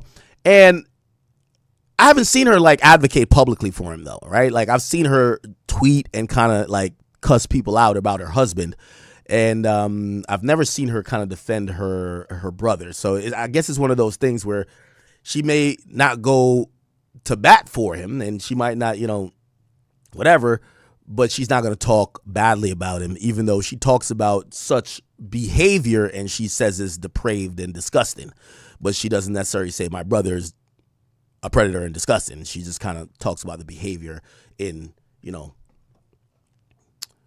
ideals, right? But her husband, Nicki Minaj. Now, I remember she was being sued by the woman that allegedly was the victim. And, in that lawsuit, which, by the way, the money that actually, that was over a beating or something like that, right? Is Jennifer Houghton or something like that? Anyway, apparently they're claiming, so apparently Nicki's claiming that there was, targeted ways of people recently trying to file lawsuits against her husband, trying to get to her wealth, right? But she claimed what happened was that he had to register because of a 1995 conviction, and Minaj always dismissed the concern, stating that he was 15 and she was 16. So the idea people were thinking was that he was a overage individual that, had sex with a underage woman, and it was like statutory rape or something of the sort. And then she said that people shouldn't be plagued by their past, and and yeah, he did get like arrested again or placed under house arrest for failing to register as a sex offender, and he was threatening Offset. Yep, she and her husband were sued by the woman. Yeah, in 2021, who accused him. Yeah. She's always kind of like she's always defended her husband and basically said that it's taken out of context to some extent. Not some extent, all the way, right? Because there's no some extent with that, right? I'll play a little bit. My house up, dented her body up. Told my he doesn't see his mom. For him tomorrow too. Okay, she's talking about Des Bryant there more than she's talking about the thing, but yeah, it's an interesting thing with Nicki. But I do believe that if Gavin Newsom issue like a pardon or some type of political or judicial relief to Nicki Minaj's husband, because I do think that plagues her a lot. Her address is on a registry because she lives with her husband. And a lot of people kind of look at her and kind of talk about her in a very denigrating form, because they're saying, yeah, you're the queen of hip hop and you're this and you're that, but your man's a sexual, he's on a sexual offender registry, and that's vile and that's disgusting. And even though she tries to give details and how this and third, there's mitigating factors in her opinion, people don't want to hear it. Usually when people hear a conviction for sexual assault or a conviction or you being on a registry, it's usually like open and shut. And I think she's been trying to fight to get that reversed. And I think that's how it got kicked off with her and Gavin Newsom. And Gavin Newsom was kind of like spitting in her face, like, metaphorically, when Gavin Newsom, Meg Thee Stallion, not only does she not like Meg Thee Stallion, Gavin Newsom posted a Meg Thee Stallion song while trying to get at Nicki Minaj, when Nicki Minaj was slamming him for his support of trans kids, and the song that was posted seemed to have lyrics that may take, I guess it was a double entendre, so to speak, because it was the song. Where is the song? Okay. He didn't post the videos, but he retweeted it. And this was the song here. Don't be mad at Megan. These hoes mad at Megan's law. And yeah, so Megan Law, which is it's a federal law, but it requires people in the United States to make information about registered sex offenders public. And he highlighted the website that you could find about California residents and with this Megan's Law, and essentially Nicki Minaj's husband's on it. So, you can see how Nicki really hates this guy. This guy tweets out her op song where she mentions a law that, ironically has the same name as Megan, but also that law affects Nicki's family because her husband is on that list, right? Even if she thinks it's unfair or not. So you could tell, I think that's where her political, and I might be wrong because somebody tell me different, because I never seen Nicki get political before. And I didn't know Nicki was an immigrant. Well, I knew she was an immigrant. I didn't know Nicki was, actually, I didn't know that she was born in Trinidad or wherever she's from. I thought she was always born over here. Most people, when they say they're from a different country, they're born here. Was Rihanna born in, where was Rihanna born? Was she first generation? Oh, she was actually born in Barbados. Oh, wow. Usually when I hear people say they're Jamaican, I got to ask them, nigga, where were you born? Like, Safari was like, I'm Jamaican. And then when you figure out, yeah, he has Jamaican heritage, but the nigga's born in Jamaica, Queens. You know what I mean? Like, it's a lot of people usually aren't born in the country, even if their heritage traced there. It's like a bunch of Dominicans, they're all born in the Bronx, but they act like that's their homeland. Well, it is their homeland, right? Whatever. Cool. So I think that's what it is. And we'll kind of leave that Nicki topic there. But Nicki has an interview coming out, and Nicki can't wait for you guys to go watch it. Let me see. Is there anything else on Nicki? You guys can spam. You guys can spam anything if you want. By the way, she posted up a Google Trends, which showed that Nicki Minaj trended, way beyond the Grammy Awards. Wow. So there were more people talking about Nicki Minaj in the last couple of days, or probably past day, than the Grammys. Wow. Okay. Wow. All right. And so I guess she's also clowning. Remember, they were clowning her for not attending, and she's like, well, I got talked about more when I didn't attend than if I did. Okay. And she did throw a shot at the Grammys by saying, as they do their ritual tonight, God Almighty will reveal himself to them. The ritual will backfire on them. God will not be mocked. Blessed is the mighty name of Jesus Christ. Every tongue that rises up against me in judgment shall be condemned and put to shame. Just watch. Okay? Interesting. All righty then. Let me read a few donations. So we'll just take a brief little intermission as I, get caught up on the chat here. Once again, and we're about to move to Blueface and NLE Choppa and what's going on with them. Once again, real quick, I want you guys to make sure you take note that we are in Miami. I look more and more like Rod Wave the more I look at this picture. Wow. We're in Miami on March 27, and the event will be starting at 7 o'clock, people. All right. I need you all to be there if you are in South Florida or Florida at all, or if you're in a neighboring county, state, and you could make it here. Again, we're trying to do a bunch of shows, but we're probably coming to one region only once. Again, the goal is to see the people who I'm talking to. It sounds and feels really good and amazing that I'm talking to, look at how many people says in here now. Yeah, we got 10,000 people on all platforms right now. Usually we're at like 14 to 15. But meeting you guys in person, that's the goal, right? I've been doing this for a long time. And if you've been listening to me for a long time, I would hope you guys would think we damn near feel like family already. So, come on out. I'm doing my best to put on a great show for you guys. And that's one thing I'm going to promise. It's going to be an amazing show. I'm going to do a little bit of comedy. I'm going to have some guests. And I'm learning from every show I do. So I think this would be the best one yet, from guest to, run of show and everything else. Okay, so if you guys are in the area, please make sure you cop a ticket. It is in March. I think it's about like 50 days from now. So hopefully we could have a good look out there. All right, let me go read some of the donations. If I've missed any, I don't know. And then we'll get on to NLE Choppa and Blueface, which they're beefing.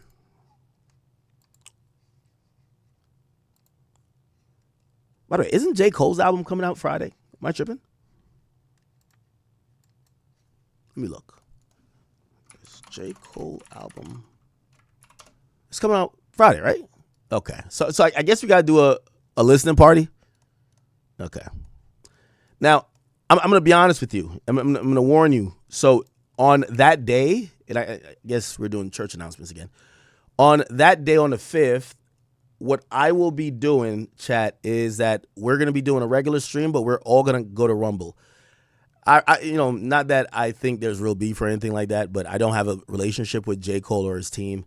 And I'm pretty sure with the comments I've said, and I don't want to capitulate to them at all, I don't want to have to ask his team to whitelist my YouTube. So you know how it goes. If I want to do a streaming party because we're not on Twitch, usually I have to speak to the label. And I'm pretty sure I could, but I don't want them to kind of be like, Ak, we're doing this. Hopefully you react positively. Because I might listen to it and it's a steaming pile of garbage and I want to be able to say it.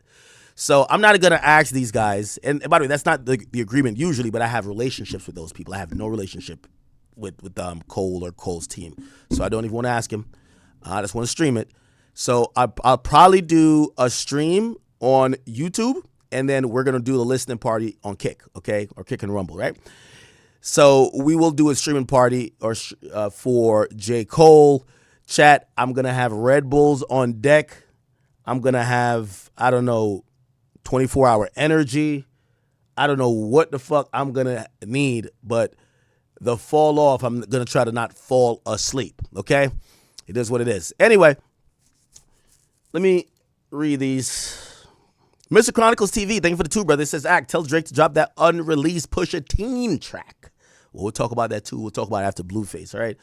Let me just table that topic. Drake, Pusha T. Okay, good. Yeah, we'll get to that. Perfect. And Wisley YouTube says, we don't care about business. We just want to see Baby cop the plea. Well, chat, we're streaming every day. Depending on whatever you're into, we could give you a little bit of that pause.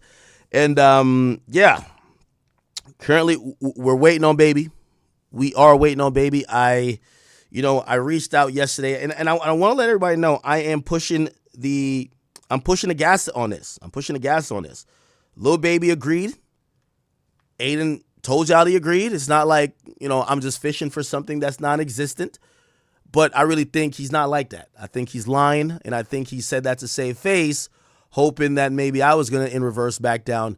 But I'm ready to sign on the dotted line as soon as we could get this papered up and contracted up. So, I sent out a couple communications to the intermediary yesterday to say, hey, listen, brand risk, you guys need to make these moves rather quickly. Not necessarily the fight has to happen quickly, but we need to start having these conversations that we could paper it up, where we have signed contracts, where this is not like some fallacy or, two guys just chatting, and, we could work on the dates because it's going to happen. And also, if you guys can procure or secure whatever amount of money that might be needed, let me know if we need to go holler at somebody else. Because, again, the fight is not necessarily a thing that needs to be on brand risk. If Misfits or whoever else claim they got whatever Lil Baby needs or to make this happen, me, I'm not the problem person here. Let's get it on. All pun to DMX, rest in peace. So that's what it is. I'm in the stage of fuck all that talking. Let's sign the contract, right? Again, fights take a while. It's cool. And by the way, I don't expect Baby to. I'm doing all the promo anyway.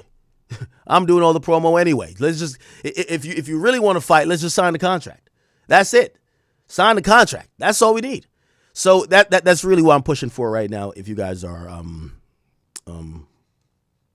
wondering, so I said the Academy was down. Is the Academy not up? Wow. Wait, what happened? Not sure. Okay, so what's the act? This segment got some J. Cole NyQuil on it. Well, that segment's going to play well on YouTube. I guarantee it. Drill, cut that segment as one thing. I'm telling you, it's going to be one of them.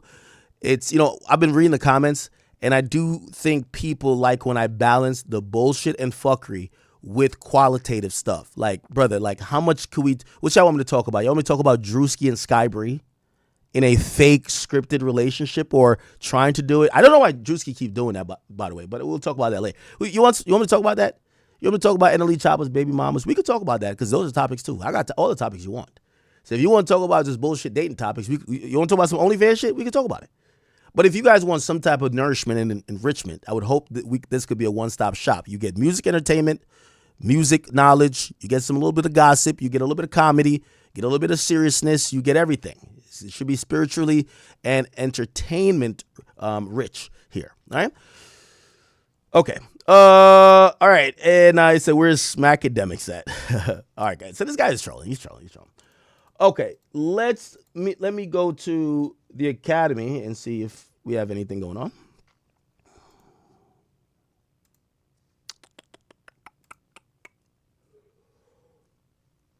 Oh, looked like it did go down. I don't know why.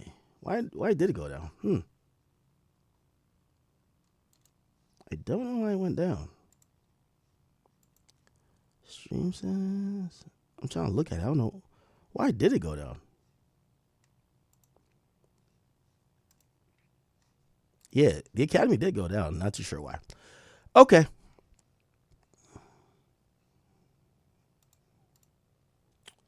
Toon Jr. says, the Jews own everything. The mustache guy. All right, I will not finish that reading. Okay. OVO 108 says, I like Act, but he'll break down Jay-Z and Pusha T accusations from top to bottom, but be silent on what Trump and Elon Musk said on them documents. No, remind me, we're going to get to it. Both Trump and Elon. We're not here to protect anyone, right? Like, we're the inquiring public. Who cares? All right, let me just check on Rumble and Kick real quick, and then we are back to regular scheduled program, people. I know it's 4:30. We're kind of late, but we got to get our shit going on. I'm over at Rumble. Shout out to Just Call Me Percy. What up? He says, Nikki actually supported Mitt Romney. What did Romney run on? Mondi, thank you. It says he says Nikki 2028. Mondi says, baby about to hit you with that Hadouken. I hope you spamming the block button. Hey, well, we'll see. Shout out to you guys there. Let me see what's going on over at Kick, and then we will be back to doing what we do. Okay. All right. Somebody says Cardi used AI. Somebody says, what? Cardi used AI. Where did y'all get this idea that Cardi used AI on Rather Lie? I've always heard that. He's told me personally, no, he didn't. Like, you know, but when I said that to the public and people hated me for saying it, like, bro, I don't even know where y'all got the rumor. Like, I'm not in the Cardi lore, like the fan lore like that. So I guess maybe Cardi and knows that people think he did. He told me no. Who knows? I'm not saying he was telling the truth, but he told me he didn't do it. Why do y'all think he used AI? I'm not understanding.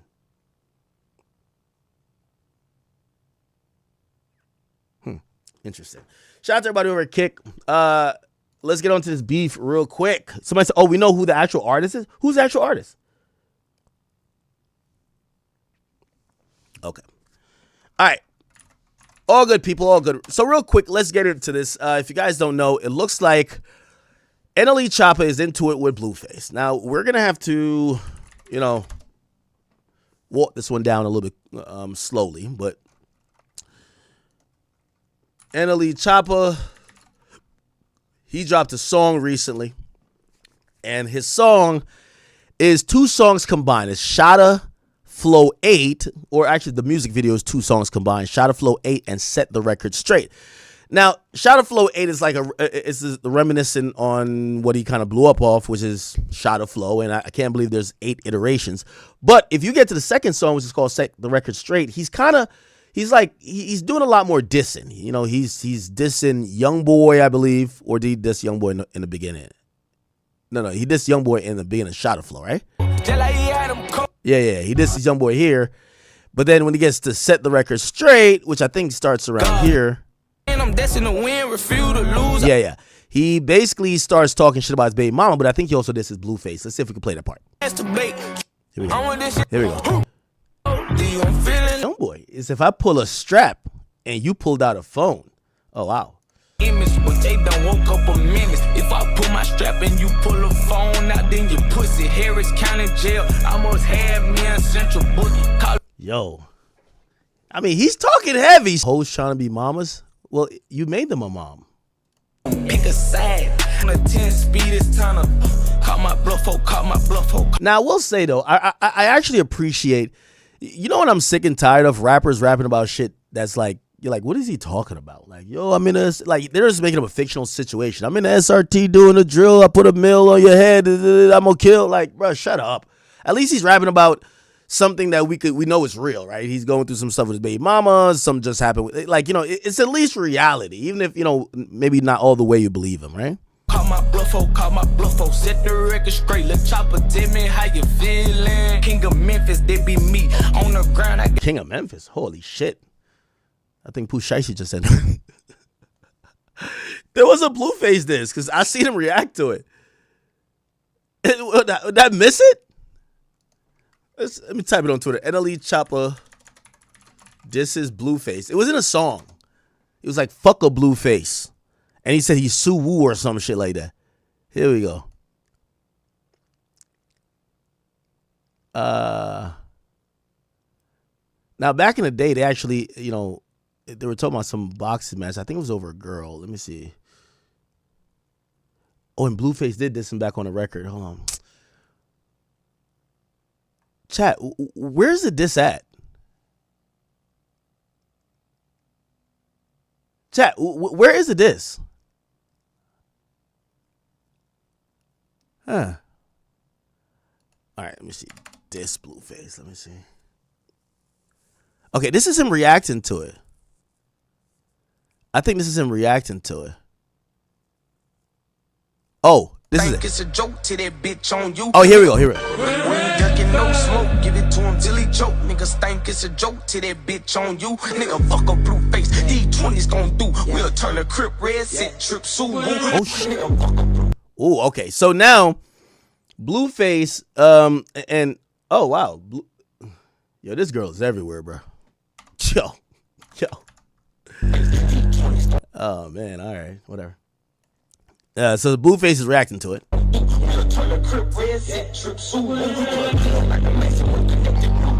a nigga gon' do when it ain't nothing to do? Put your back against the wall if you 6 feet tall, 6 feet under that nigga, thunder that nigga, like a strike, humble that nigga, make the 40 blow. Ho say I'm D-Lo cause she ate my ass, we treat a shit eater like a shit. Yeah, how many times you gonna rap about his girlfriend's eating his ass? Yo, if you're dating his girlfriend now, right, or like his baby mama, if you're dating NLE Choppa's baby mama, and this is like the third time he's rapped that his baby mamas used to eat his ass, are you kissing her or no? Yes or no? If this is the third time he's publicly rapped that his baby mamas used to eat his ass, and you're dating his baby mama now, and and his baby mama comes, like, that's your girl now or whatever, and she comes over to kiss you, are you kissing her?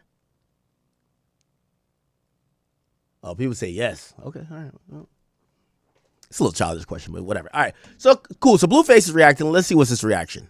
Why did he diss you? Yo, I ain't gonna lie to you, man. There's nothing that will hype you up more than a girl kind of looking at you like, yo, I thought you were like that. Like, why are people talking about you like, yo, a girl would make you feel mad pussy. Like, look, she knows probably nothing about rap with all due respect to her, but this is why niggas go to jail. Cause when a girl start like looking at you like less than, like, yo, why he playing with you like that? Why you acting like you pussy? Just look at Blueface and look at her. This is classic, like, yo, this is how niggas be like, yo, all right, bet. When I see that nigga, I'm crashing out. Chat. Don't you have a song? You see? They start saying dumb shit. Don't y'all got a song? Like, this is why niggas crash out, bro. Chat. Yeah, I made that nigga career, but it's all good. You know how it go. You know, idols, you know. Why did he diss you? What did he say? He said, now, the thing is, the women lack all the context. They have not really seen eye to eye for a while. They did like one song together. It was kind of cool. But then I think we're going to go back into the Wayback Time Machine and figure out why they fell out again. But I love how she's playing it. What? Why he diss you? Why he say like that about you? Chat, I know he did not just say Suwu. Chat, NLE a blood now?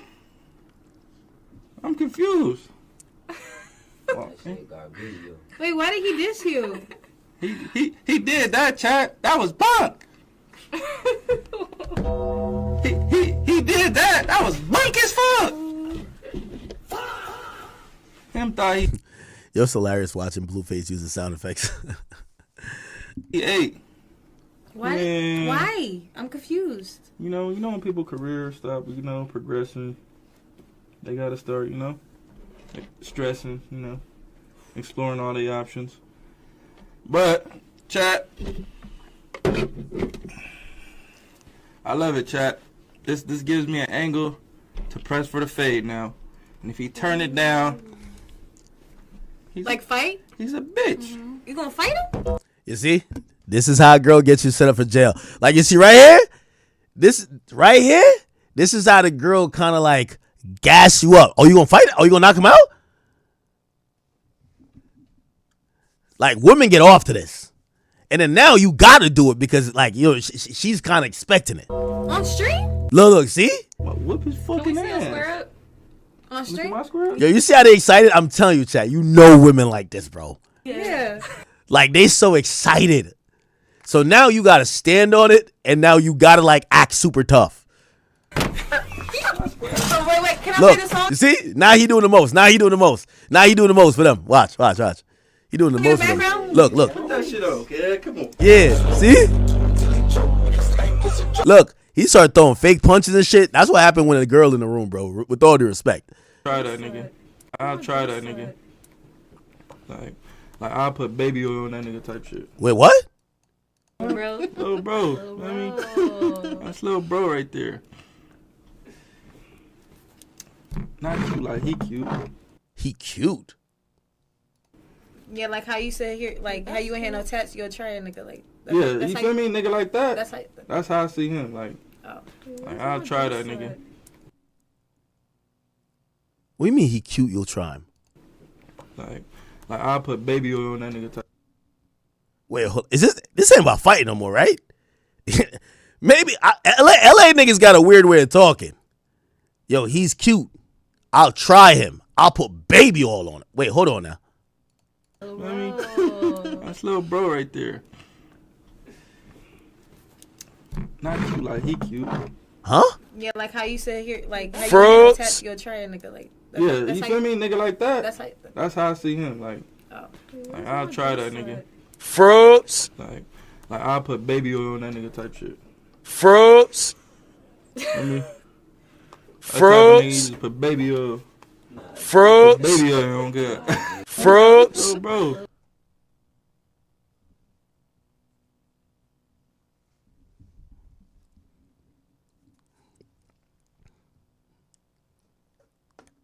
You remember when Blueface said he having fun in jail? I thought he was talking about the squabbling. But remember at one point he said, yo, man, I love it here. Yo, there's one time Blueface was in jail. He said, I love it here. Now he coming out and saying niggas cute. He'll try and put baby oil on it. Wait, hold on. Blueface. Y'all remember when he said that? I was thinking he was talking about fighting. Look.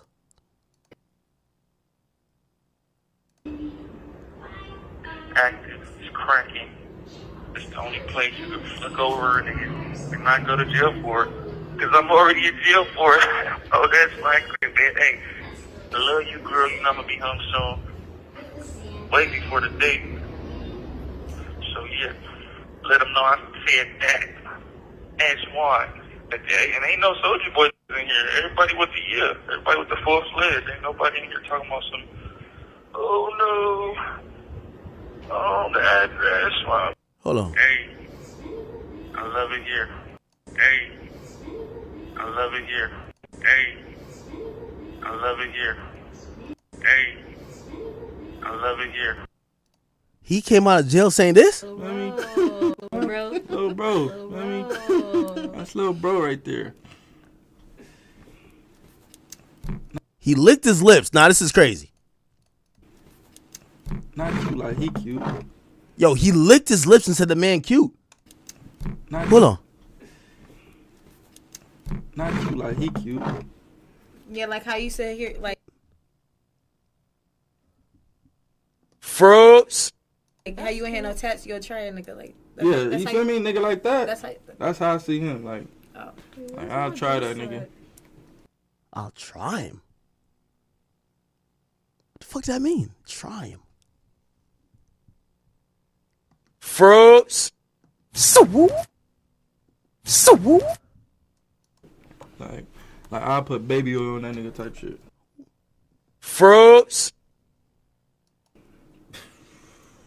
That type of nigga, you just put baby oil.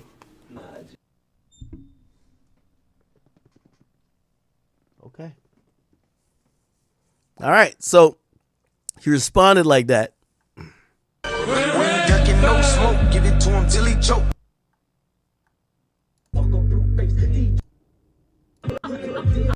Chat, NLE a blood now? Wait, why did he diss you? Stress. And if he turn it down, like fight? He's a bitch. Okay. Now, after he said that, I don't know if he said more stuff. Did he say more stuff? Hold on. Let me just look. NLE Choppa responded today. But before, let me see if he said anything else. I'm gonna respond with a little cute ass. Whoa. Whoa. Is this shit AI? Yeah, homies. Yo, she in the back trying to figure out. What you mean his cute ass? Wait, hold on. Just look at her face. You know I'm gonna respond with a little cute ass. Look at her face. Look at her face right here. Chat. I don't know if Blueface been locked up too long, but look at her face. You know I'm gonna respond. Look at her face. With a little cute ass.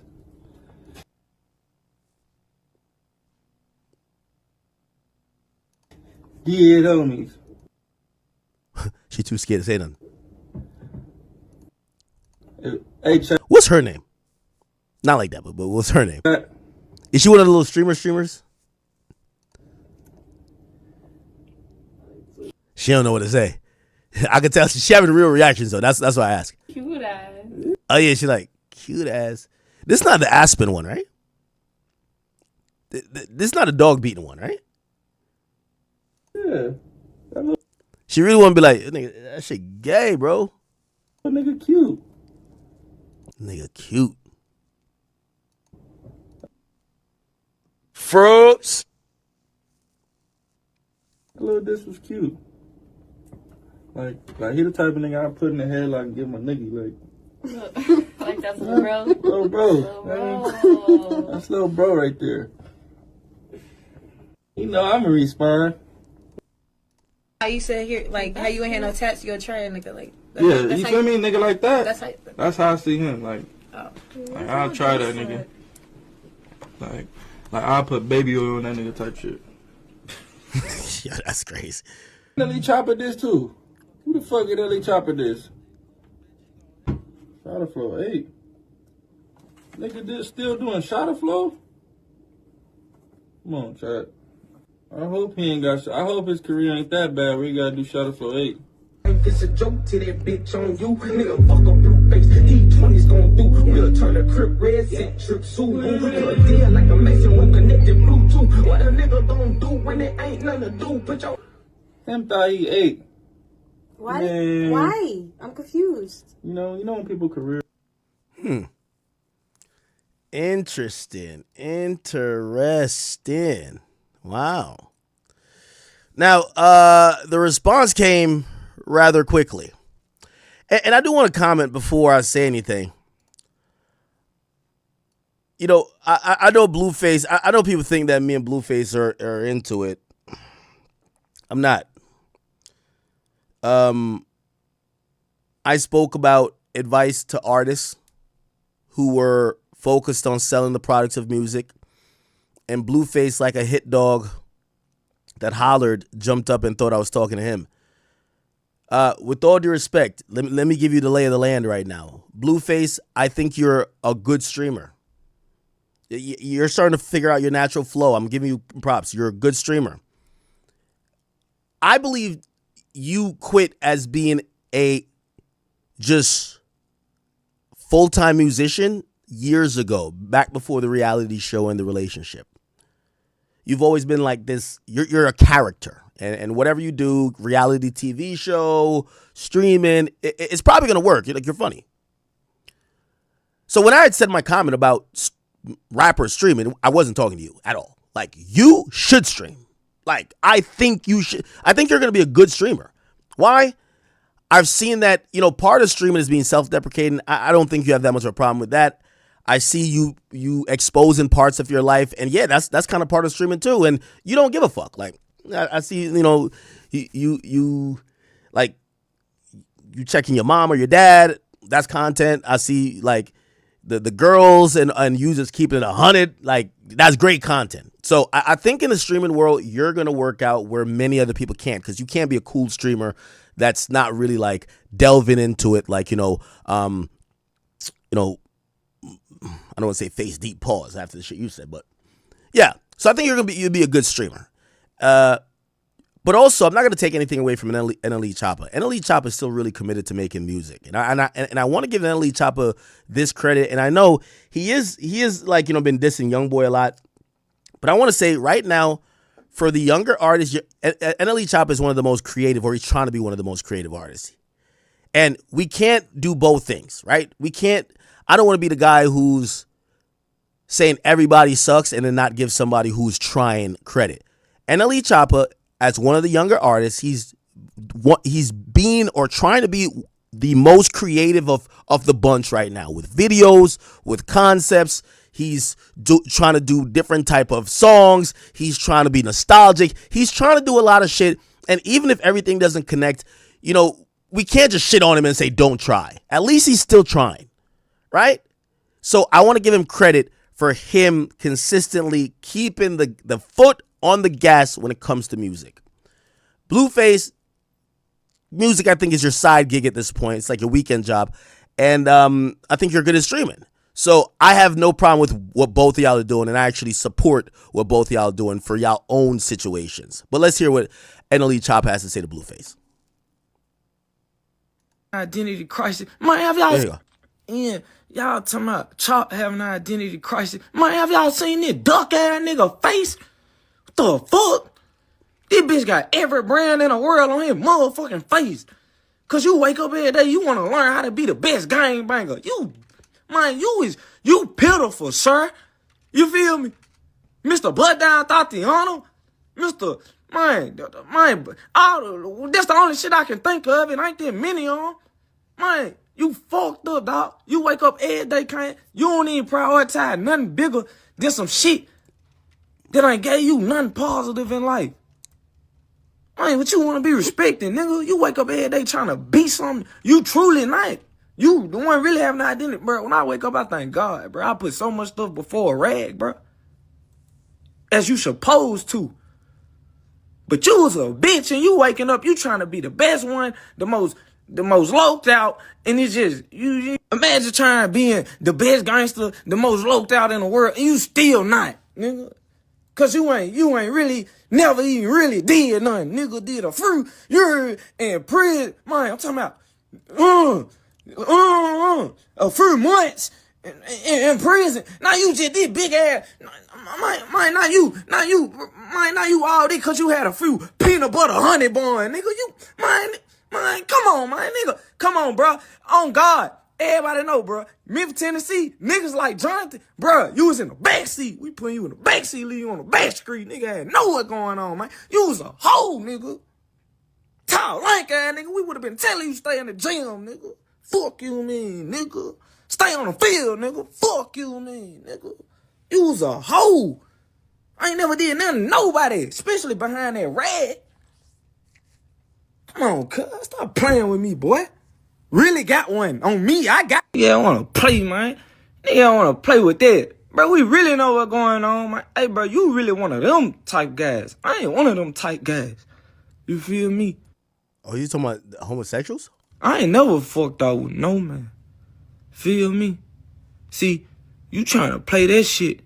Like, that shit means something. Like, that shit gonna affect me. I've been going through that shit for a little minute now. People be saying what they say. But, bro, I got something you want. I got something you wish you had, nigga.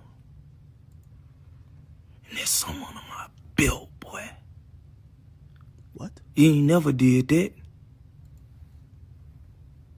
You ain't never did one of those. See. What you talking about? He ain't cut that. He ain't cut like that, though. Yeah. For real. Stamped it. Stamp it, flap it, camp it, pimp.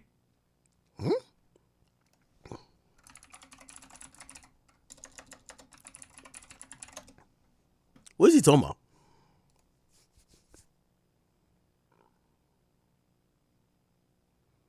Sometimes I don't be knowing, chat.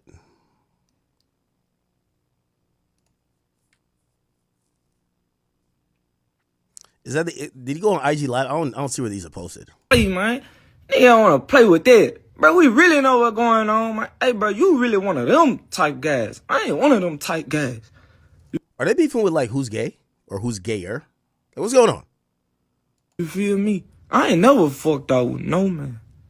Feel me? See, you trying to play that shit. Like that shit means something. Like that shit gonna affect me. I've been going through that shit for a little minute now. People be saying what they say. But bro, I got something you want. I got something you wish you had, nigga. And there's something under my belt, boy. You ain't never did that. You ain't never did one of those. See, he ain't cut that. He ain't cut like that though. Yeah, for real. Stamp it. Stamp it, flap it, camp it, pimp. Yeah, I wanna play, man. Interesting. Okay. Tight guys. Interesting. All right. So it appears that that's his response. I don't know if they're beefing over like who's gay or whatever. I guess it's out on both sides. Blueface is saying he's cute. Blueface said he would put some baby oil on him. He would try him. But he also said he would fight him. And NLE Choppa is saying he's not like that and he never did one of those. I don't know if they're talking about a murder. Like, I hate to say it. That's how mad police say it. Like, what is he talking about? A shooting? Because Blueface did go to jail for shooting somebody. He shot him in the hand. Well, he didn't go to jail for that. He went to jail. He got put on probation, and then he violated probation. So I don't know. You know what I mean? I don't know if they're talking. I don't know if they're flirting. I don't know if this is sexual tension or they want to fight. It appears that Blueface always kind of wants to fight. I don't know if NLE Choppa wants to fight. They were supposed to fight before. Remember, they started beefing like way before. NLE Choppa, Blueface beef. Let's see. Let's get like the context of their beef from back in the day. Oh, and actually a month ago, look like this has been kind of carried on too. Here we go. Oh, Blueface had called him a clown. Why did you fall out with Lil Baby, NLE Choppa, Offset? Remember we talked about it earlier. That conversation had said not having a conversation. Yeah. Shit, like I said, when it's hot, these niggas is respectful, you know? When you lit, they know how to act. Second, your shit, you know, which everyone does, even those people are at that moment right now, when it gets rocky, start acting funny. When you say acting funny, what? They didn't call, they didn't write, they didn't send no feature, they didn't want to hop on it, they didn't no Blueface They anymore? just step out their body. As soon as I see that, we falling out. Second, I. But you went in with the wrong idea. You actually thought they were your brother, bro. All right, let's get to NLE. Well, but you learned though. If you, not even just down, at least down enough for you not to go against me. Oh yeah. If you video calling me, look, I know Blueface. No, I ain't trying to convince you. I'm trying to convince you. You had the, and I get it. We've all been there. Man, that's my brother. We cool. Yada yada yada. You trying to say I'm taking it too personal? Yeah. Well, but that's what they looking. You can't give them no more money. You see how they did that? Yeah. You ain't. They looking at you and say, well, you can't bring us no more money. Yeah, but that's not cool. They weren't your brothers to begin with. When you were hot, they were your brothers. That's still not cool. Yeah, that's Stephen A, brother. What you want me to? What are you trying to convince me, Shannon? No, I ain't trying to convince you. I'm trying to convince you. You had the, and I get it. We've all been there. Man, that's my brother. We cool. Yada yada yada. You trying to say I'm taking it too personal? Yeah. Don't comment. Yeah, you don't step out your body. Here we go.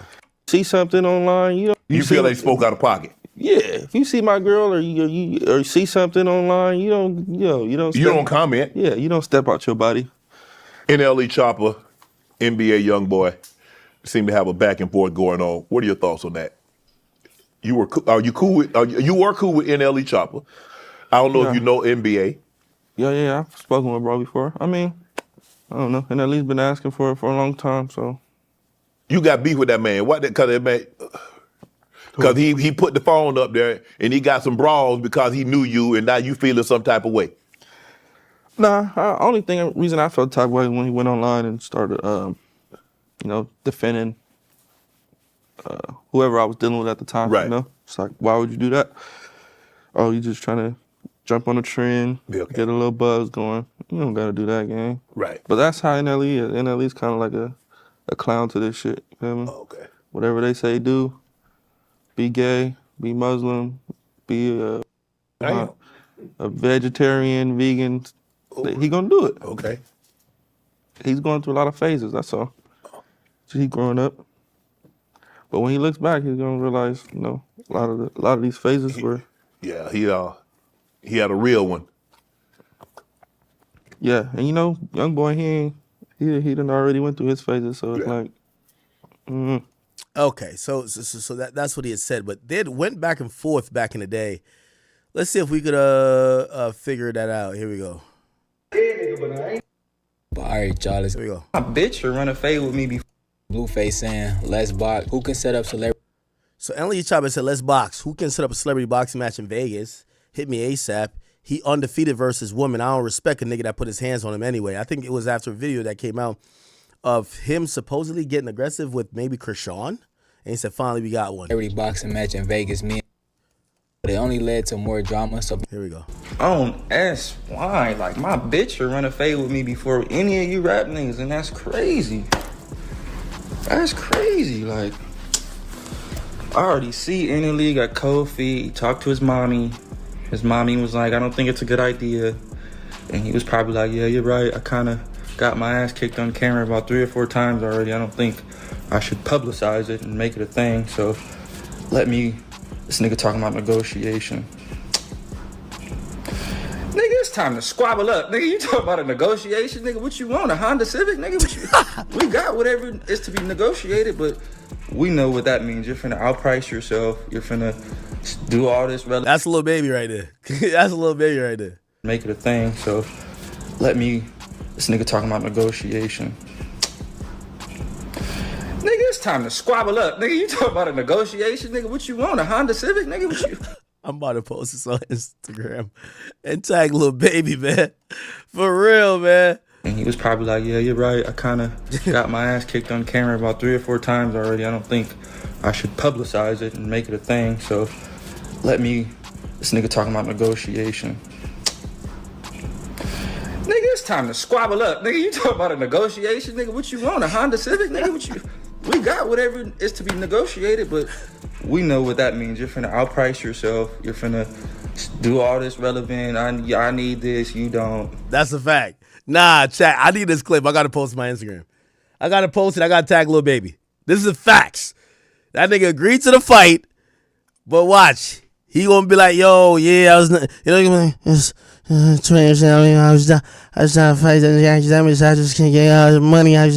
They couldn't come to the table. Nah, fuck all that, nigga. What you want, a Honda Civic or something, nigga? Stop squabble up, nigga. Let's squabble up, nigga. Nah, I respect that. That's crazy. Like, I already see NLE got cold feet. He talked to his mommy. His mommy was like, I don't think it's a good idea. And he was probably like, yeah, you're right. I kind of got my ass kicked on camera about 3 or 4 times already. I don't think I should publicize it and make it a thing. So this nigga talking about negotiation. Nigga, it's time to squabble up. Nigga, you talking about a negotiation? Nigga, what you want? A Honda Civic? Nigga, what you... We got whatever is to be negotiated, but we know what that means. You're finna outprice yourself. Facts. You're finna do all this relevant. I need this. You don't. But you asked for it. No sense. Just say you don't want to squabble up. I would... I can't believe this, cuz you could already see niggas' energy when shit get put together. You could already see it. And I could see it. Cuz don't want to squabble. Like, these niggas are so boof. Like, cuz. Imagine me popping it to a nigga online. Like, nigga, yeah, nigga, anybody that can set it up, nigga, set it up. Let's do it. Then the nigga start putting shit in motion and you're like, well, wait, I didn't negotiate my terms of the deal. Like, what? Cuz, you know everything is going to be contracted and written up. The flyer get posted and you talking about negotiations? Like, that sound like some peace treaty shit, like some watered down, like, what are you on, cuz? Are we squabbling or not? Dead homies, like, bro, you niggas is pissing me off. I'm finna go run a fade, like, outside. That's my fault. I'm finna go. He said shit pissing me off. I might as well go running like a random fade outside. For getting worked up though, cuz that's my fault. You know why it's my fault? Cause this nigga's a Muslim, a vegan, and a Crip. So it's like a nigga like that, he don't even know himself for real. Cause he don't even know, like, that don't even make sense, cuz. Like, nigga, you eat paninis and tofu and shit, like, like, come on, cuz. Like, I'm really on that spot. Oh, Craig, bro. You niggas really, like, oh my God. Like, I never let the beef get cold on. That's why I eat. Man, you the type of nigga that eat with your eyes closed. I can tell. Type of nigga, Muslim, vegan, and a Crip. Who's gonna tell him that you can't be like all three of those at the same time and not be? You could be a Muslim and vegan, right? They actually work together, and you could be a Crip and vegan. I just maybe the Muslim and Crip thing don't go together. Looked at as like a booth individual to a real, yeah. I'm looking at you like, bro. Bro, this man funny as hell. I wasn't even finna respond to you, but I'm gonna respond to you, cuz. What you ain't finna do is make me look like I'm old and begging out to fight this, fight that. I tell Blueface under his post, cause he posted a fake flyer that has not been approved by nothing with a whole website on it. So I'm like, how is it? I asked you to fight. How do you get a flyer the next day with me and your face on it? And I'm the one that asked you to fight. So now it's like you want some clout chasing shit. That's when people start coming on the jump. I'm like, damn, bro. I'm like, you posting a flyer and we ain't negotiated nothing. He says, oh, you say that? You don't want to fight, you getting cold feet, you bagging out the fight and want to manipulate the whole situation. No, nigga, I'm just saying, why is you posting my face on a flyer with a whole website? You making them money out real, because people clicking and going to that website looking for this, a pre-order or something, and not even finding it, so you false advertising. You know what I'm saying? Then, let's call the elephant in the room. The elephant in the room is you've been boxing 3-4 years. So you already got 3-4 years. Yeah, I'm gonna be honest with you. Like, and I don't think it's anything that's like unmanly to say. Bro, I don't think nobody in hip hop want to fight Blueface. Bro, the nigga really been boxing, bro. Like, he's tall as shit. Now he look like he actually got some weight on him. He don't got that chicken chest no more. The nigga look like, so he got technique. You know, bro, I'm gonna be honest with you. Like, ain't nobody boxing you, Blueface. Get out of here, nigga. You know what I mean? Like, get out of here. Of experience is boxing. Now, I ain't gonna say as a fighter, but as a boxer. You know what I'm saying? You trying to rush me in a ring when I ain't got nowhere near the experience, not even a month, not even 3 weeks, 2 weeks of boxing experience. You trying to rush me in a ring so you can have the ups. Come on now, I'm not a scared nigga, but I ain't no dumb nigga. I know this shit, I still gotta learn this. You know what I'm saying? I know this shit I still gotta learn before I even step foot in them. I gotta know what you know. You know what I'm saying? So you trying to rush me in the ring. You trying to post a fake flyer. You trying to do all this to say that I'm a hoe and I'm scared and I got cold feet. Come on, man. Don't even manipulate this. I ain't gonna lie, them two should get in the boxing ring, but I really think it's not fair with Blueface. Blueface is just he looks too dominating. But if I'm NLE Choppa, I just wouldn't even entertain it. But this is way back. This is not now. This was 2 years ago. Situation like this. Let just be 100. I don't hit your phone, try to hit you personally. You don't want to hit me personally. You want to do everything on the internet. How we gonna get something done to even get in the ring for real? So do I want to fight you? Honestly, I don't want to fight you no more, because at this point you just look, it's like a clout chase, desperate thing for you. And I really stooped low in the beginning because I shouldn't even been talking to you, because anyway, who are you now, bro? Like, you need shit like this to stay relevant, to make money. You need people like me to feed into you. So this is my last video. It's my last time saying something. If we want to jack, let's set it up properly. Give me months to train. Let me do this shit the right way. Don't try to rush me in no fight for no clout and say that I'm pulling out a fight, because I'm telling you, I'm calling yo bluff, nigga. Do you want to fight, nigga? Do you really want to fight? You posting a fake flyer and shit from the Muslim vegan crib. Not even a Muslim. Crazy. crazy, man. Man, look, bro. Believe what y'all want, bro. I called you out. You know what I'm saying? This my last video, bro. I'm done talking, bro. I'm done. I'm finished. Finito, bro. Leave me alone. Please. I wanna leave the circus now. Get me out your circus. Leave me alone. Alright, man, so as y'all heard from that, Blueface feel like NLE ducking because he wasn't on board when the flyer was made and put out. But NLE saying that he not ducking since he was the one that called Blueface out to begin with. But NLE feels like Blueface doing it all for clout and trying to rush everything and not do it on agreed terms. Okay, so that didn't happen then. I forgot. So it looks like there was a video, NLE Choppa defending somebody. NLE Choppa calls out Blueface. Domestic violence. It was some domestic violence shit, right? It was domestic violence. I'm trying to figure out what it was. Where he took shots at Blueface, but it wasn't just a regular diss. What did Blueface boxing? Not Twitter fingers. No one to send an apology. So now it's like you. Wait, there's bars on. It was definitely. I think it was some Christian Rock shit, right? Oh, he says he wouldn't work with him again or something like that. Okay. Oh, was this Christian Blueface and Lil? Oh. First and foremost, I just want to say I'm not trying to be on no drama type timing, but I do know what, sparks and triggers, people to consume some content. So I ain't going to say like that wasn't part the reason. But more so on the real is like trying to execute a certain vision. Like before y'all think like I just hate this person or hate that person, like respect to Blueface, respect to Christian, but let's call the elephant in the room. Christian is iconic. At the end of the day, 20 years from now, Christian Rock will be talked about. She's an iconic character. I don't know about that. It's so interesting that Christian Rock was so much in the moment. There was a time I thought really like she had all the black young girls like in the palm of her hands, and in the last year, obviously she done a shift in life, but it's kind of amazing how quickly attention and like what we think is some substance in terms of this idea of celebrityhood or influence, like it fades. I always say that being a celebrity it's fleeting. Fame is fleeting. If you're not doing something to constantly renew it or maintain your status, it eventually will go away. No one's is a celebrity in perpetuity. Okay, I'm gonna be on him. The face tat idea came from Lil Mabu, so y'all gotta go blame him because he told me to do it. I said, man, hell no. Okay.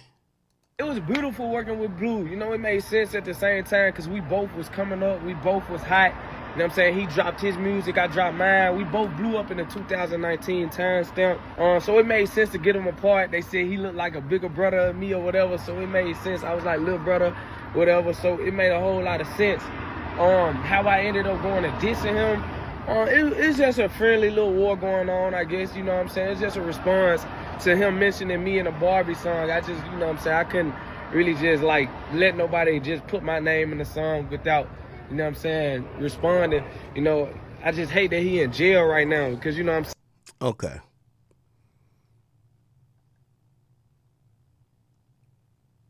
It began in 2023. It says Let's Box. I can't find the actual video. I'm not trying to play out a video of Blueface beating up a woman or something like that, but the mom responded. NLE Choppa mama like a gangster, man. First of all, Blueface, keep me This out is 2 years ago. bullshit. Keep my name out your mouth, because I don't play with kids.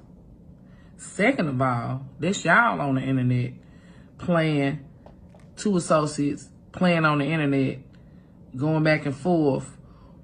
You talking about some squabble up, you talking about getting in boxing. When truth be told, y'all was joking anyway. It wasn't even supposed to be no damn match or no real fight or none of that shit. Y'all playing on the internet and joking. Now all of a sudden, you want to get on the internet and say all this other shit when you knew that wasn't the ordeal in the first fucking place. Third of all, I'm gonna play this right here to even prove why you trying to say your mommy said you couldn't do no boxing. It ain't had shit to do with me because I ain't know nothing about y'all ass posting shit about no fucking boxing. Okay, all right. All right, so we kind of see where that's coming from. Not really, too interested, but they're into it, y'all. They are into it. What is Christian Rock? I got a lot. Okay. What other topics are we getting into? Rich the Kid records Stephon Diggs' ex getting into it. Bossman D-Lo. No. Who's this? Russell Simmons. Who the heck is this?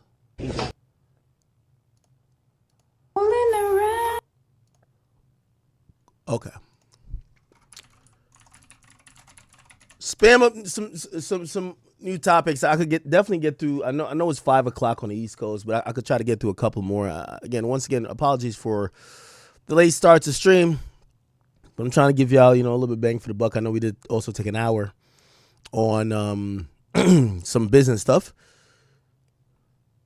By the way, what the fuck? Hey, yo, chat, respectfully. And this is why, so many people when I tell you that, even if these rappers beefing with me, I could still just extort them. It's not really extortion, but I never tweeted this. Whatever this individual is, somebody's running promo claiming that I tweeted this. I never tweeted this. So I'm not here to shit on this artist, but I was courtside and Steven Victor walks up to me and we dap it up, and he's like, "Yo, Ak, my whole office been looking for this kid that you tweeted out this thing about. Yo, we've been trying to see if we should sign him." And I said, "Bro, I never tweeted that out." So I guess this is a promo being ran on Say Cheese, but it's a fake tweet. This is not a real tweet. Good marketing, but it's not a real tweet. And I'm really shocked that an actual label, Steven Victor has a whole label. Which this is why, you see my detractors, they say everything about me other than, yo, Ak is the by far the most influential nigga when it comes to music, right? They'll say everything else. They'll because they hate me, right?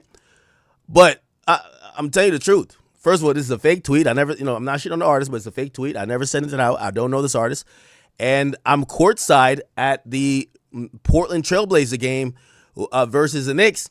And I see Steven Victor. Steven Victor comes over. We're dapping it up. By the way, it's the guy who signed Pop Smoke. Drake did some back then when he was beefing with Meek.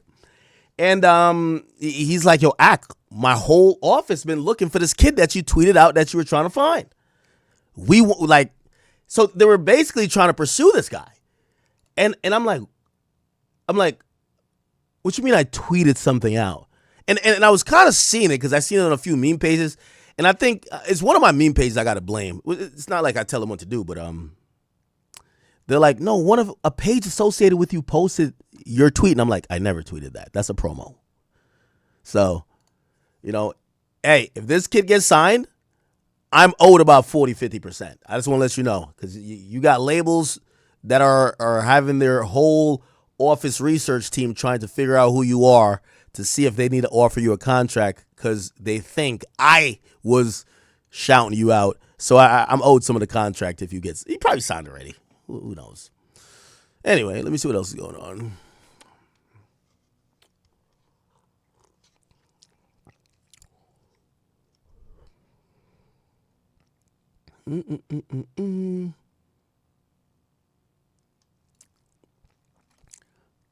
Do y'all want to get back to the Epstein stuff, or you want to stay in hip hop? Right? There's not much going on in hip hop. Shout to Baby Gekum, right? I think I'm saying his name right. This is XXXTentacion's son. He's now sporting the iconic and similar hairstyle as his father, and he did it for his birthday. Not too sure how old he turned, but his father, XXXTentacion, Jase Onfroy, he had the iconic, I think this was, which era is this with the blue hair? I like it. And by the way, I like it on his son as well. Pause. I think it looks dope, right?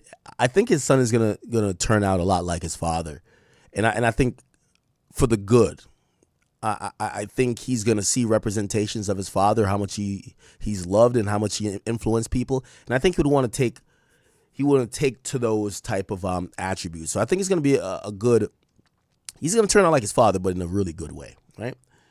So shout out to X, shout out to his mom, of course, but also shout out to the mother of his son, Gekyum.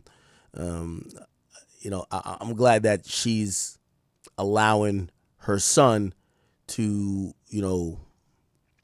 kind of embrace the image of her father, who has been deceased. Okay, what is this? Dame Dash opens up a bowling alley? I feel like every time they put up a post about Dame Dash, they're trying to clown him later on. Right? Didn't he sell one of his businesses and they were like, oh, people only bought it for $10 or like $100 or something like that. February 2026 is a perfect month. The first started on a Sunday and it ends on a Saturday. The 28th is on Saturday. It won't happen until 2037 again. I guess. All right, what else is happening on the rap front? I'm going to Shade Room next. Oh, I didn't mean to react to this too. So Bow Wow said something, and I was thinking about it. I want to hear what you guys think. They making good music. It's simple. Ain't nobody making nothing timeless. Ain't nobody making music that makes the ladies cry or feel some type of way when they put it on. You ain't like it's a lot of right now music. You know what I'm saying? Even the biggest records, it's big, but let's see what it's gonna be at the finish line though. Yeah. Let's see if we can live in 5. You gonna care about this record 8 years from now? Mm-hmm. You might be like, I know, because it's gonna change. Music gonna change, but if you make that music that is timeless and you write it right and it lasts forever, you gonna be here. Like it's a difference. You know what I'm saying? I think that's what we miss. We missing substance. We missing. Yeah, and substance isn't a prerequisite these days. But what he's saying is actually absolutely right. I believe the reason why records are coming and going and just either not hitting or maybe it's popping in the club for a little bit, but it's kind of pretty much forgotten. These days, I've had a criticism of music in the sense of the middle class of music. Music is becoming, it's turned into a, 1 second.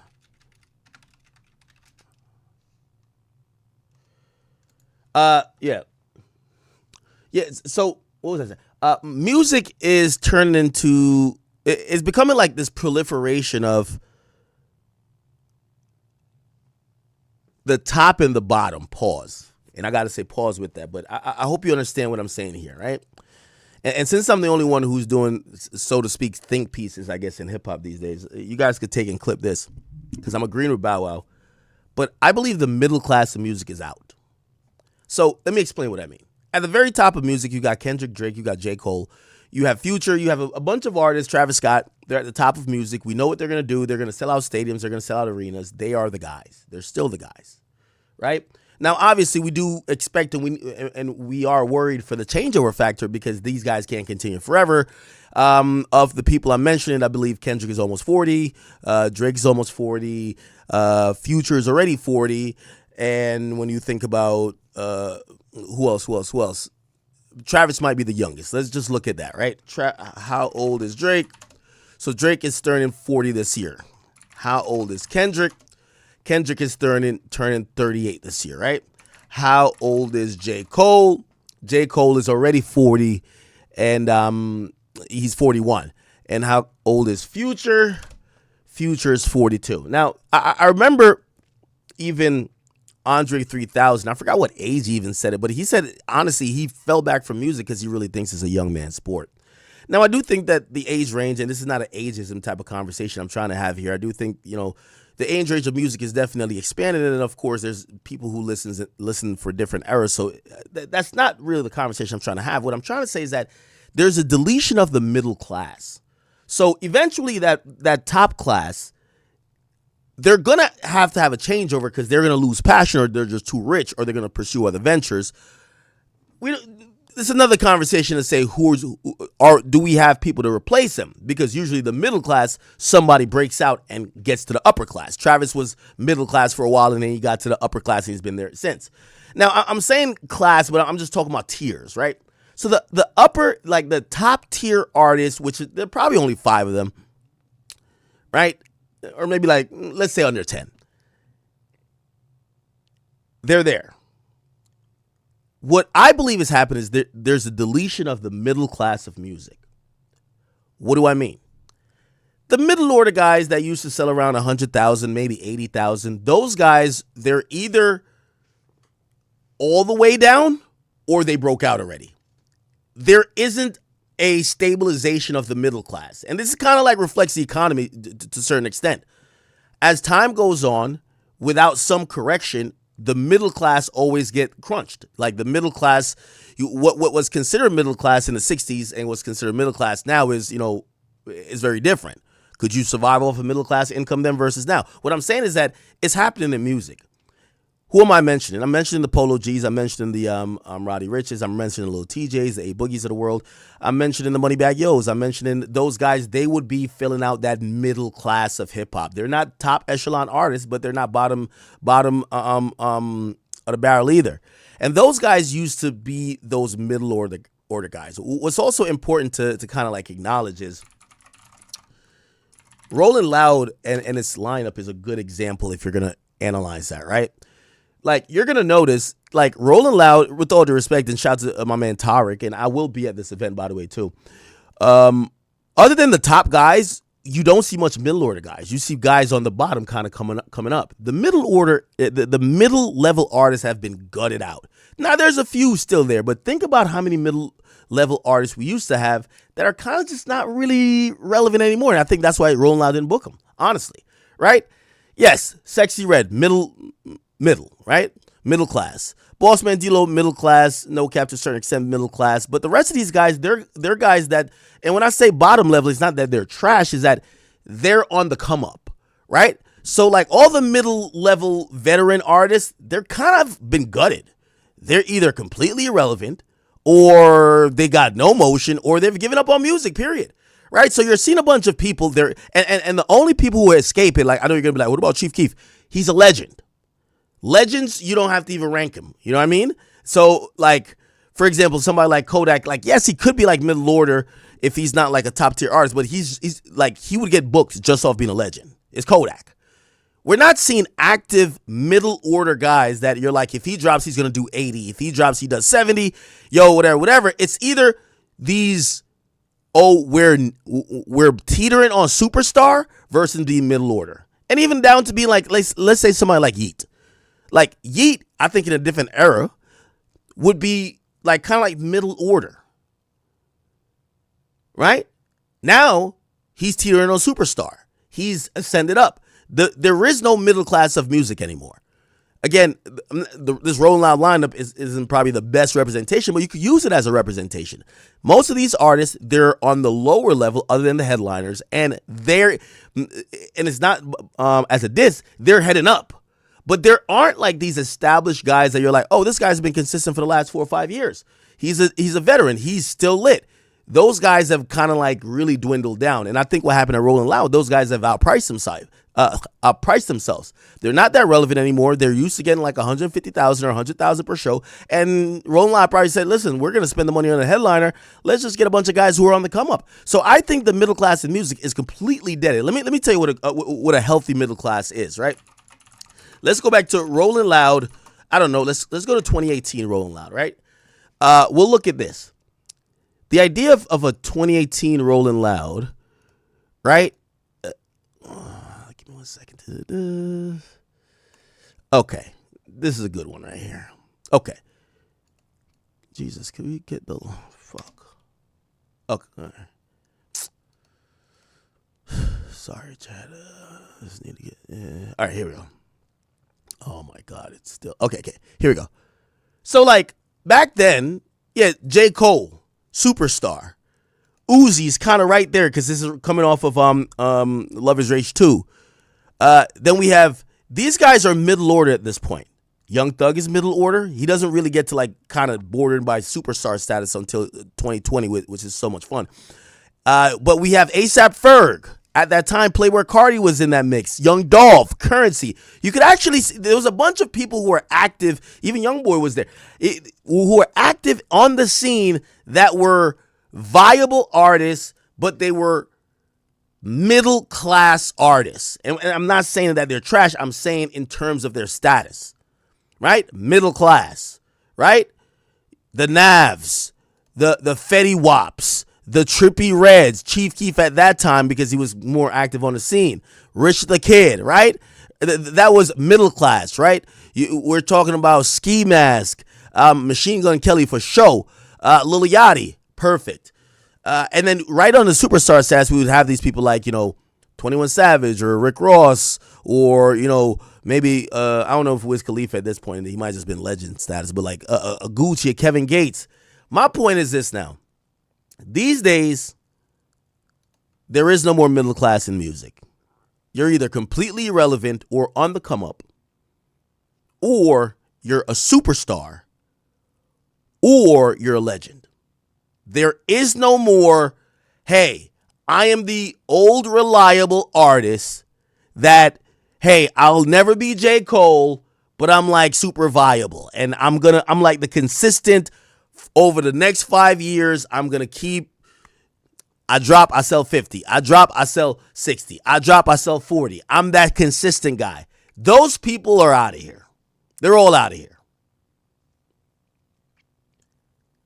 The atmosphere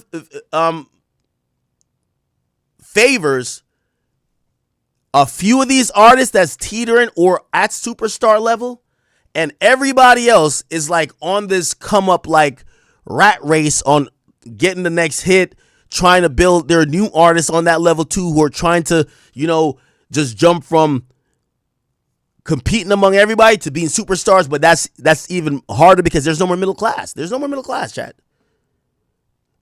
This is why I think also Rolling Loud has been suffering. The middle order artists are gone. So put it like this. Rod Wave is not a middle order artist. He's selling out a tour by himself. He doesn't need to be on your lineup as a middle order artist. He's a superstar. Future, superstar. Travis, superstar. Cardi, superstar. Youngboy, superstar. Where are these other artists that you're like, this guy could do 5,000 venue, like a 5,000 stop venue every place, and he could sell 40, 50,000 record. He's consistent. He has a name enough. And am I making sense? Am I making sense? No. Platboy Max isn't necessarily middle class. Platboy Max he's on the like that introduction class, and if he lasts long enough, and he makes big enough hits, he'll jump closer to stardom. What I'm saying is that there's no middle level anymore. It makes sense though, right? Like we could talk about all these artists. I'd say kind of, yeah, right around his arrest, he was a middle order type artist. Right? He could sell like 100, and you would kind of think even if he didn't sell 100, he'd do 80. Those people are rare and far in between.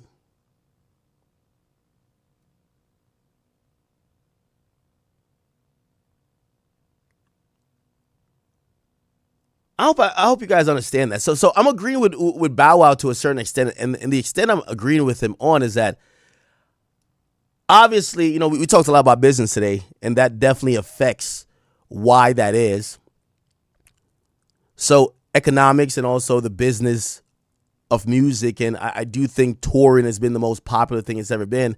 It used to be a big deal back in the day. Kanye rapped about, we talked about it yesterday, Kanye rapped about my big brother was Big's brother, and he rapped in the second verse about, when Jay announced a show at the Garden.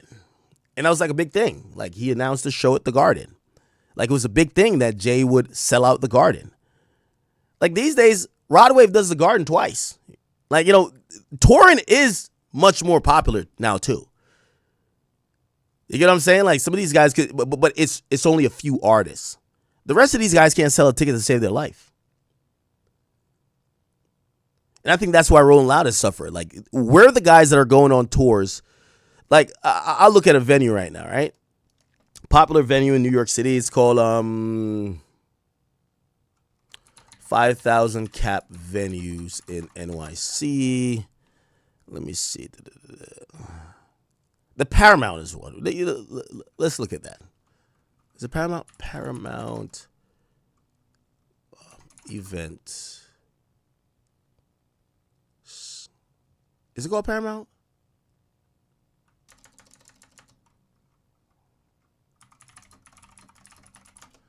Something like that. Brooklyn Paramount. Okay. Brooklyn Paramount event calendar. I want to just see what rappers are going through there. Like, you used to have a lot of rappers like doing these venues because that's where the middle class artists go. They're the ones selling out the 2,000 or 5,000 venues. That's where the middle class guys go. There's nothing wrong with it. And I hope people don't get hung up on colloquials. I'm not saying middle class like these guys ain't good. I'm saying these things as this is what's happening in terms of artists of a certain level. Look, we're not going to see no hip hop for the most part. Shit, Andrew Callahan is going to be doing some shit. But where's hip hop? Where's hip hop? We're into March. Where's hip hop? Okay, Division's here. They're R&B. Where's hip hop? Where's hip hop? We're in April. Where's hip hop? We have Dave. Yeah, Dave is a middle order artist, right? He's doing 2 nights back to back. But where's hip hop? Where is it? This is New York City. Obviously, I'm gonna pick another venue too. So now we're at the end of May. We're not seeing no hip hop on this shit. Okay, so let me look at another venue. Terminal 5. Terminal 5 capacity. This is a venue that could hold 3,000 people. I remember seeing Uzi here for the first time. Okay, let's look at their event calendar. And that's what I'm saying. The middle class is gone, right? Like, how many times are we going to hear Kendrick's doing a stadium, Drake's doing 10 shows back to back wherever, Travis is doing like a fucking country. Like, we're hearing like some of these guys at the top, they're doing crazy shows. But then what happened to the middle guys? What are they doing? Like, why aren't they on tour? Is this Terminal 5? Yeah, it is. All right. I'm looking to see somebody. Look, there's no hip hop. No hip hop.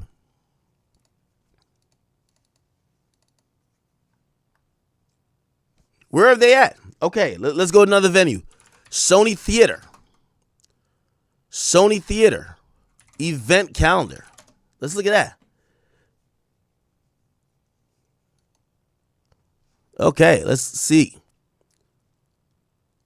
Okay, Bob Marley tribute, but that's not, Like Tory Lanez would have been like middle class, right? Look, where's hip hop at? Where's hip hop? It's not here. And so if you want to, like, and I know these guys didn't just disappear from the face of the earth. Half of them ain't putting out music. Half of them, like, they're kind of like aware that shit ain't the same anymore. And I'm just kind of pointing out that there's a deletion of the middle class of hip hop. Now, let's look at this. Barclays event calendar. Now, remember, there should be way more middle class rappers, right? Like, this is how it works. We call 1% rich, right? We call 1% rich. There's way more middle class than 1%. So if we have, let's say we have 10,000 artists, 9,000 of them should be middle class. 1,000 of them should be like that higher class. And what I'm trying to say is that, let me see if I could, is there a better calendar here? Okay, well, this is probably tough to use. You know why? Because the Nets play there. But what you're going to realize is that you'll see more tours and shows by the bigger artists than the middle class, or so to speak, who should have been middle class artists. Let's look at not Barclays. Let's look at I can't use Madison Square Garden either because the Knicks play there. Let's get Prudential Center events. Yeah, that's they have NFL there, but it's not whatever. Okay, all right. The NFL, NHL is there. I mean, okay, cool. Boys for Life tour. Yo, Bow Wow stay on like some reunion tour. Yeah, how many reunion tours is Bow Wow gonna do? I can't even hate. That's just fire. I don't see nobody here either. Let me see Madison Square Garden. Madison Square Garden. Actually, let's use Toyota Center. Events. Fantasia. Cardi B's going on a tour, yeah. So we see Cardi B. Cardi B's coming through. Let's see. Millennium Tour's coming through. Not hip hop, but Cat Williams coming through. Who else? Not too sure who this is. Peso Pluma's coming through. And all those guys are really at the top of the totem pole, right? Prince Royce, Romeo Santos. I saw them last night. All right. Oh, A$AP Rocky. Oh, wow. A$AP Rocky's doing an arena tour? Oh, wow. Shout out to A$AP. Maybe I'm sleeping on A$AP Rocky. I didn't think he could do an arena tour. And Doja Cat. So everybody that would be doing an arena is like, they're top of the totem pole. What I'm saying is that think about somebody who's a middle-class artist. We can't find no tours they on. They're not like, this is why there's just a deletion of it. Those guys really, they've overpriced themselves, so Rolling Loud don't want to book them, right? Because like these guys aren't going to go from getting paid, because just a couple years ago, some of these guys are getting paid $125,000, $150,000. Now, really, they're worth about like $40,000. They're not going to take that, right? So Rolling Loud's like, all right, we're not booking you. We're not giving like pricing you for your name. You're not hot anymore. These guys don't drop much music anymore. They're not doing tours. And that's why we're seeing a deletion of the middle class, right? So for the majority of artists we're talking about, they're either like starting up and like they got a little bit of buzz, but they're either here or here. We don't see a bunch right here. And that's the problem, I think, right? So I'm kind of agreeing with Bow Wow a bit. But, well, he didn't make that point. He made a point about substance. I do think substance matters. Right? Like a lot of people aren't making music that lasts beyond a trend getting old. And these days we're burning out trends like in a week. That's why we feel good when certain rappers drop. It's almost like therapy or like, you've just been healed from something. It's like, oh my God, thank God he's coming out. I got tired of hearing it. Finally got something I can just ride to and dissect and listen to. And, like they ain't making good music. It's simple. Ain't nobody making nothing timeless. Ain't nobody making music that makes the ladies cry or feel some type of way when they put it on. That's why Rod Wave is really popular. You ain't like it's a lot of right now music. You know what I'm saying? Even the biggest records, it's big, but let's see what it's gonna be at the finish line though. Yeah. Let's see if we can live in 5. You gonna care about this record 8 years from now? The problem with what Bow Wow was saying is that he's from a different era where it took a while to start up an artist. And after they invested in you a lot, they wanted these records to be timeless. They, there was much more care in creating these records. And also, you had to think about the future if you wanted to really be beneficial or you want to profit from everything you've done. So you were really trying to think to the future with these records and whatever moments. These days, if a motherfucker get hot for 2 years, technically he could be set for life. There's way more money in music right now. So no one is out here saying, yo, let me think about if my music is going to last for the next 5 or 10 years. They're thinking as long as my shit goes up right now, I'm straight. You get what I'm saying? So, yeah. You might be like, I know, because it's going to change. Music going to change, but if you make that music that is timeless and you write it right and it lasts forever, you going to be here. Like it's a difference. You know what I'm saying? 100% a difference. All right, my man Prescription P got suspended.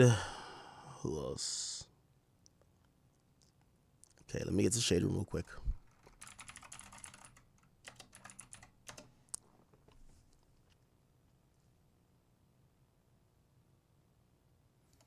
Don Lemon talking about his arrest. Hold on. Happened. It was Thursday night when they came to get you. Yeah. Right. Okay. When they got me. When You're here in LA. When the popo came. Yeah. You got to laugh at something, right? But look, it's very serious. I had gone to, I was here to cover the Grammys. I was going to do the red carpet. And I had gone to the Black Music Collective event that night, where the importance of black music and artists and whatever. And the reason I cover it is because of the First Amendment, the freedom of expression, and the art of music is part of that. And then I'd gone to the Spotify party, and it's all young people, and they're like, Mr. Lemon, oh my God, I love watching you on TikTok. And I'm like, wow, that's different than my grandma loves watching you on CNN, so it's a whole new audience. And I got back to the hotel. I walked in I had my swag bag from the thing, and I was walking up to the room, and I pressed the elevator button, and all of a sudden I feel myself being jostled, and people trying to grab me and put me in handcuffs, and I said, what are you doing here? And they said, we came to arrest you. And I said, who are you? And then finally they identified themselves, and I said, if you are who you are, then where's the warrant? And they didn't have a warrant, so they had to wait for someone from outside, an FBI guy, to come in to show me a warrant on a cell phone. And by that time I was like trying to, figure out what was going on to get my bearings, and they dropped all my stuff. My glasses had fallen on the floor. I'm like, I can't read that. So they had to pick my glasses up, and I read it, and still, what does that mean? And then there was a bunch of guys, and they took me outside. FBI guys were out there. I mean, it had to be maybe a dozen people, which is a waste, Jimmy, of resources, because I had told them weeks before, and maybe once or twice, that we would, I think my attorney tried to contact them once, maybe twice, that I could just go in, and it would have to be the folks who were just working there that day, and they wouldn't have to have all these people following me around. It's more than just a waste of resources. So they grab you and they take you where? Well, you're right about more than just a waste of resources. They want that. They want to embarrass you. They want to intimidate you. They want to instill fear, and so that's why they did it that way. They took me down to a holding place in the federal courthouse. And they give you mugshots, strip search, all of that stuff? No strip search. But mugshot, fingerprints, the whole 9 yards. Twice. Did they put you in a cell? I was in a holding room. You're in a holding room? Yes. And how long are you in that holding room? From about midnight, 12:30 to 1 or so the next day. Who did you make your one phone call to? Here's the interesting thing. I didn't have a one phone call. I never had Isn't a one that, phone wait a call. minute, I watch a lot of TV. I know. That's right. I asked them, do I get my one phone call, Jimmy? They said, no, you don't. You get to... Through what happened, it was Thursday night when... Oh, wow. Okay. Is this Northwest? Yo, chat, we're getting old, man. How's Northwest so fucking big? Pause. Like Northwest is like a fucking human. Like she's like growing. I remember when the idea or the name Northwest was like, oh, okay, Kanye's having a kid. You know what I was thinking about recently? I was like, imagine when young boys' kids start looking at him like, nigga, let's squabble up, nigga. Like, that's probably going to happen, right? NBA young boys' kids at some point, if they even have anything in terms of likeness to their father, at some point they're going to look at him and say, nigga, I think I could take you. That's going to be like a crazy moment for him. That's going to be a crazy moment. But like, how old is Northwest? Like, in my mind, Northwest is like 5. Northwest is 12? Northwest is about to be a fucking teenager, my nigga. What the hell? Interesting. Okay. Oh, so Kevin Gates been getting into it with Brittany Renner. It's very interesting, and I really love Brittany Renner, but I do feel bad for her. I think Brittany Renner has been cursed by some of her early decisions in life.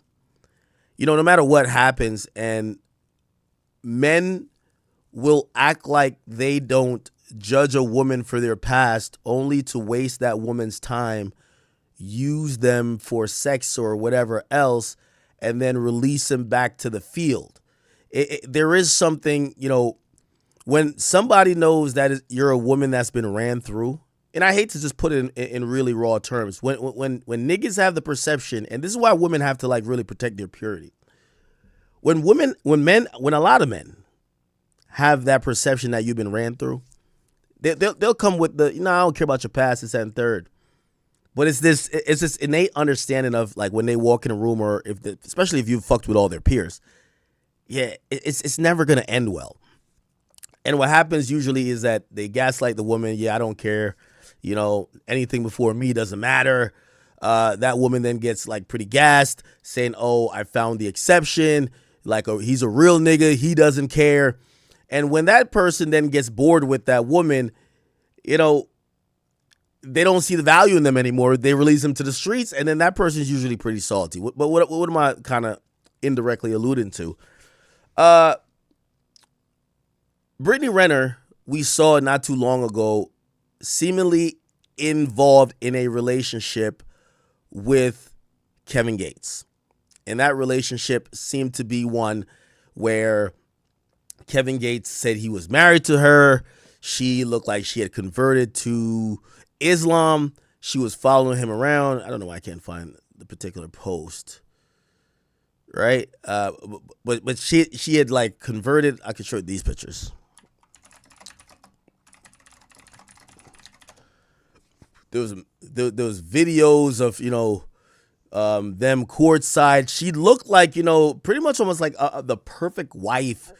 And she looked happy. He looked happy. But all of a sudden, I remember one day she showed up to an event and people said, "Hey, where's your husband?" And she had an answer that was a little bit odd. Like, there was a lack of resolution in how the public was seeing it. That's where. Hold on. Brittany Renner asked about Kevin Gates. When she was asked, let's see where she was at. By the way, their relationship started here. Well, not really here, but 3 years ago, she was like fawning over him and rolling loud. Him 3 years later, I'm so excited. I'm so happy. It's like a full circle moment. So, Rolling Loud was good. So yeah, she said she loved Kevin Gates. Look at this.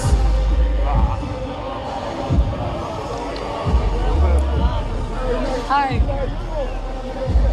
And it's a way how a woman looks at a man. You could tell that the attraction is more than what it is. She clearly had either a crush on him or whatever. Not sure if they're fucking around at this time, but they eventually start dating and allegedly get married. Wow. Hi everyone. My name is Brittany Renner, and I'm here with the one and only My man just keep playing with the feathers in his hair. Kevin Gates. How you feeling? Amazing. Hey, thank you. Hey, this I don't care if you get this on camera. I just want to say thank you for being an amazing person, always living in your truth. You inspire others silently. They probably don't want to admit it, but you inspire me. Thank you so much. And thank you. Let me tell you something. So my first Rolling Loud I did in 2019. Okay, so it starts like this. And I'm in love. Like the things that money can't buy intangible. Okay. They later claim that they're like kind of like married or whatever. Then later on, I remember she shows up to an event. This is when they were rolling around together. She had converted to Islam. She seemingly changed her whole personality. She was always like, not loud, but she was definitely a talkative person. She would only talk when talked to. She would look at other men. I ain't gonna lie to you, man. She was moving like she was in Iraq. I ain't gonna hold you, bro. But she was clearly trying to make this work. This is after, she had a baby with PJ Washington, who moved on to another woman. And she was left as a single baby mom. So, this was her like redemption arc, supposedly. And we don't know exactly what happened. I want to show you that one clip of when she was asked. She announced that she's single.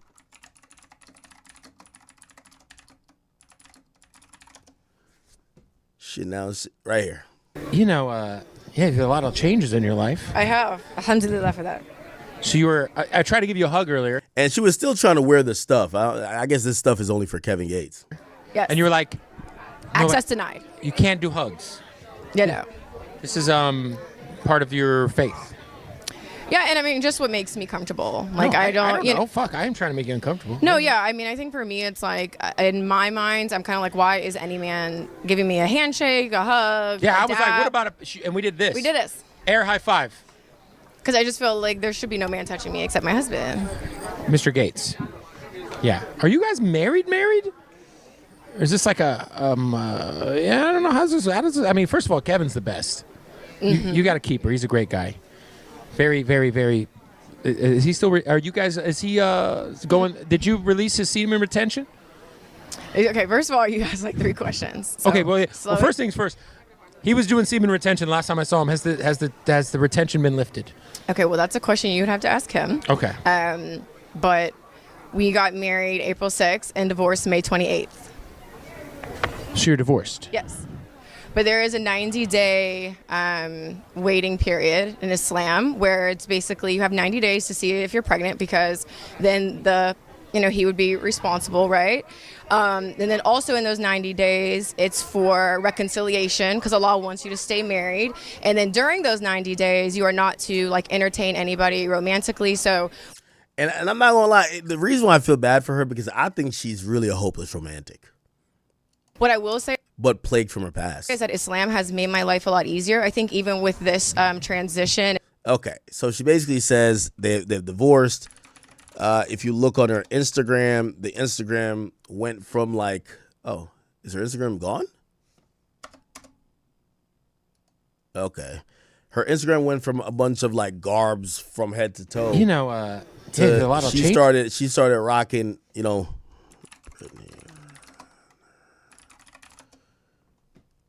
Oh wait, is it not gone?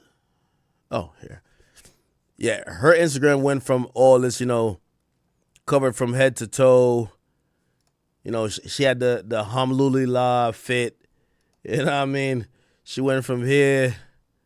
You know what I mean? The Alu Akbar fit to pop that pussy for a real nigga fit. You feel what I'm saying? Like, as soon as Kevin Gates was out of there, man, she said, let me show you this ass. Like, what the fuck? You think I'm doing squats for no reason? Man, look at these cheeks. Stop playing, man. Stop playing, man. Stop playing, man. Stop playing. Holy. Right? And by the way, I won't even Google her age, but like, I think she's in her 30s. She looks really good for her age, And basically, you could tell that she clearly only did the Islam thing because of Kevin Gates. And recently Kevin Gates was on Shannon Sharp, and he spoke about Brittany Renner. And he said this. I end up marrying somebody else. And like that marriage only lasted 52 days. And I know I'm a legend. But he said, I know I'm a legend. Nah, this nigga he devious. He said, I know, I'm a legend. So then Nah, that ain't that. I mean, why you do that? It ran its course. It ran its course. In 52 days? Yeah. Yo, this nigga is devious. The nigga said in 52 days the marriage ran its course. This nigga's a demon. It could have ran its course in 15 days. But that was beautiful. It was a beautiful situation. I learned everything that I needed to learn, and then that's still my friend. We're still cool. Yeah, I think she was. I had on the pod. I thought she had. Hey, listen, I'm going to tell you something. What? I've been probably knowing that person since like 2014, and she always been a friend of me. Yeah. Like outside of this media shit, like Yeah. I don't care what nobody say about how, like, the only person could make me not f with you is you. I don't care. You seen when they was trying to say that pussy shit about you? Yeah. What I got in your DM? What? Hey, on? Yeah. You did. Cause that shit'll make you, when everybody talking that pussy shit, that make you just, I say, you ain't do nothing wrong. All that. I say, keep what I told. Hey, keep your head up. Hey, we on that. Hey, I'm on that black top. We love you on this black top. We learned what we needed to learn and we moved on. Right. Beautiful. And then like, right after it was in the media, like Kevin Gates was only married 52 days. He couldn't even keep up. It's cool. I ain't tripping. You know, my wife had called me. She said, hey. I said, hey, what's happening? You okay? I say, yeah, I'm good. You know, I'm Gucci Louis Prada. You know, I just be bullshit, you know, talk. She said, how you don't feel kind of messed up or nothing about it? I said, no. Mm-mm. Anyway, Brittany Renner did not like his depiction of how their relationship ended or the current status of what he was describing as their friendship. And she took to social media rather quickly and she wanted to clear the air. She put out a screenshot of their message and I remember posting it, so it should be on here. I don't know why I have to scroll this far to find it, but let me see. Where is it? She was trying to clear up and kind of give her side and what she figured was the real truth and the non-cap portion of, where is it at? Their relationship. Can I find it? No. Maybe I can't find it. No, I can't find it. All right. Okay, I'm going back too far. Let me just look at it on Twitter. So she kind of exposed him because she claimed he was lying.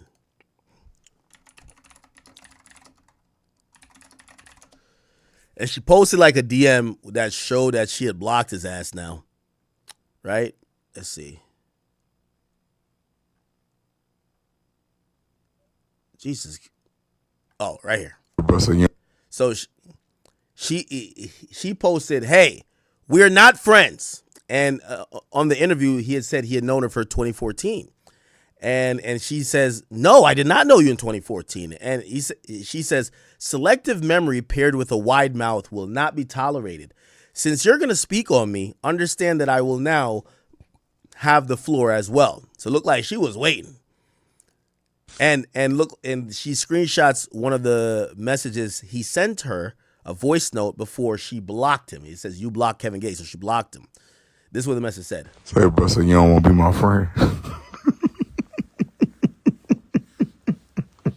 So you're not my friend no more, that's what you saying? Kevin Gates an asshole. But why you don't want to be my friend, bro? Yo, I see why some of these chicks, these chicks be they be changing religions. They be doing all they got to do to keep Kevin Gates, and Kevin Gates will just switch him out like he don't give a damn.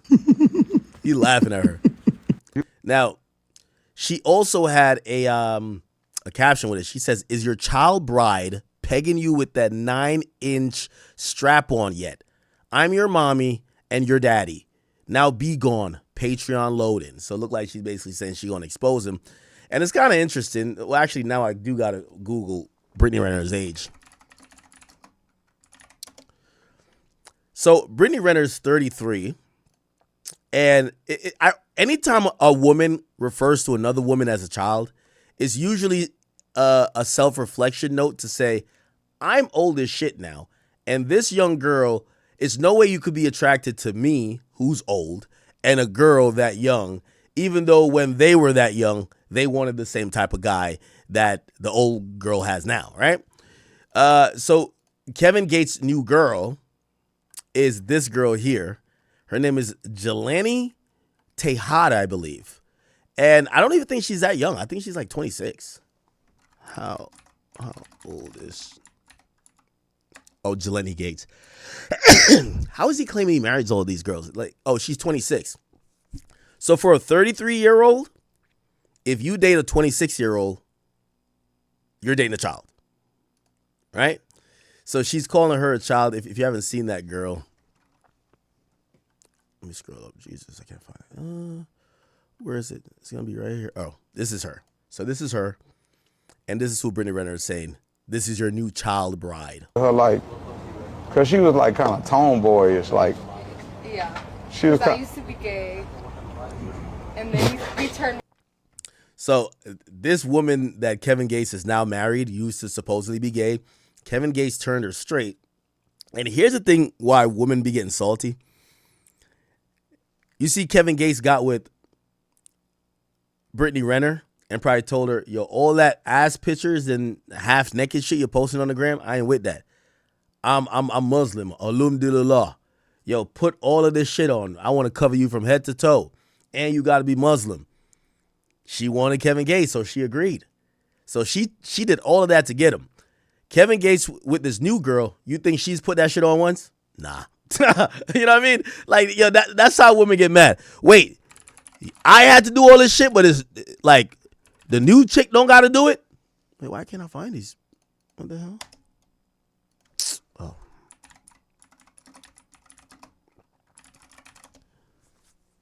Oh, she changed her name, Jelena Gates. The point is, I don't know if you'll be able to see it. She not wearing none of that Muslim shit. You know what I'm saying? Is this her? Yeah. His new girl posing like this.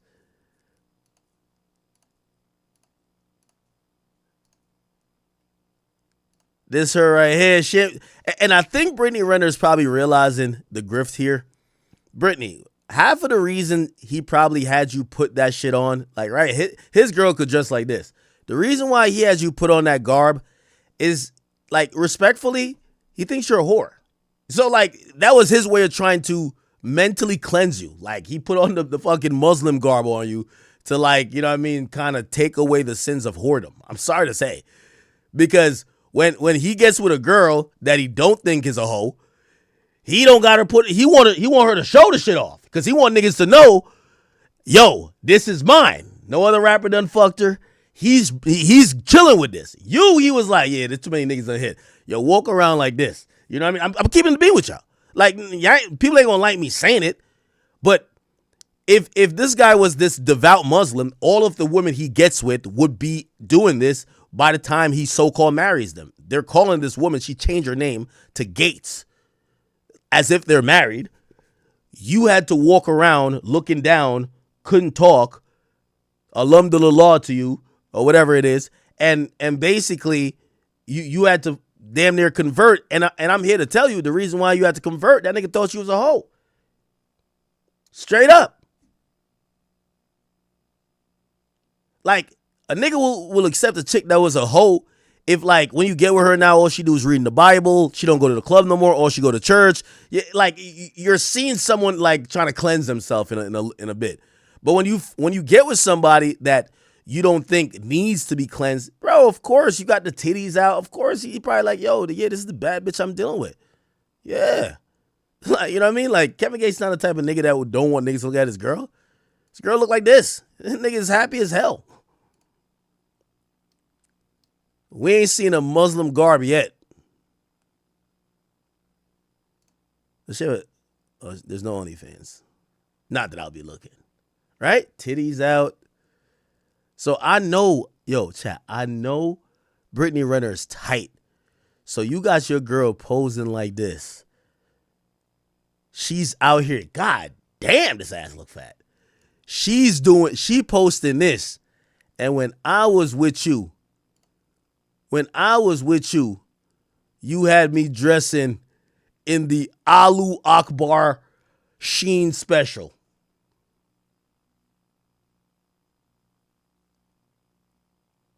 You had me in the Alhamdulillah Fashion Nova drip. And this is how I had to come out of the crib. Your new girl, she's coming trim. She coming trim like this. Like this, chat. She coming trim like this. Hair long, ass fat. Like, yo. You know, look. Yeah. Oh, yeah. Oh, yeah. That's what happened when you're not a hoe. Like, let's keep it a beat. Like, and by the way, I'm not accusing. Well, Brittany did admit that she did certain shit in her past, which she can't erase. See, that's the thing about, you see, ladies, you see, when y'all go down the path of OnlyFans, and yo, Samaya Marie, remember this too. You're going to get to a point where it's going to be burned in people's head what they think your reputation is, And unfortunately, listen, reputation is key. You got to guard it with your life. Your reputation will always dictate how a man deals with you. Chat, you ever heard of chat? One in the chat, if I'm spitting facts right now. When you meet a woman, if you feel she already a hoe, nigga, you try to fuck like first 2 hours you link, nigga.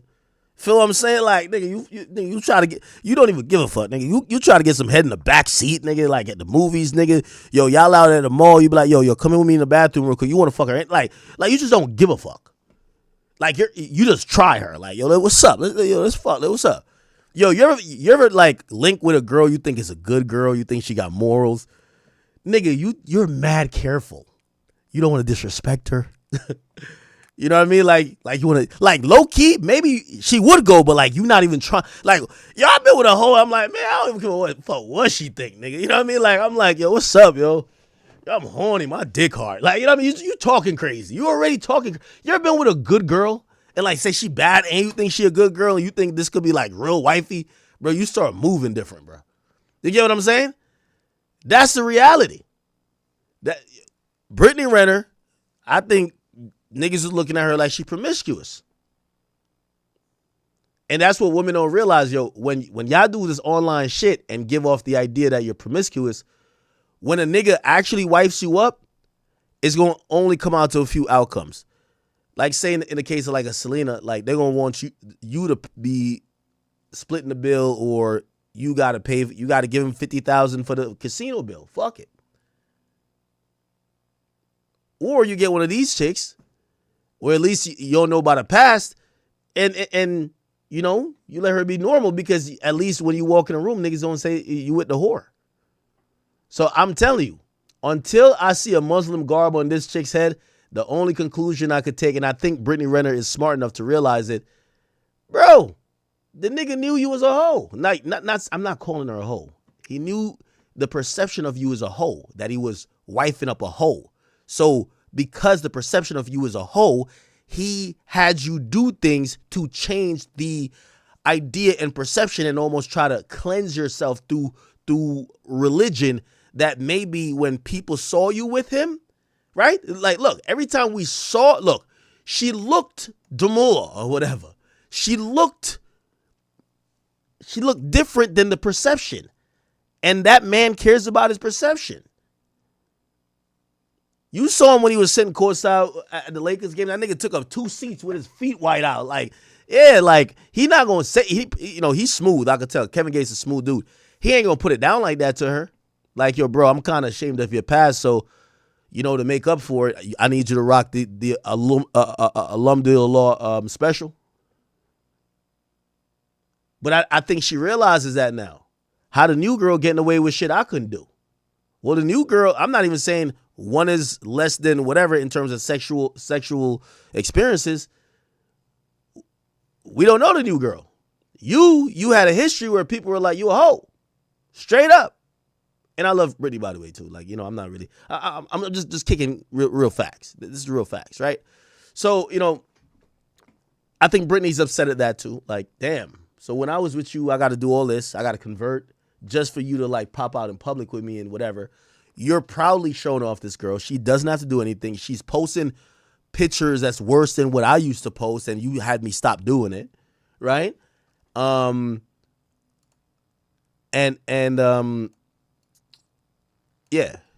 And I think that's her mindset. So anyway, she went on further to speak on him.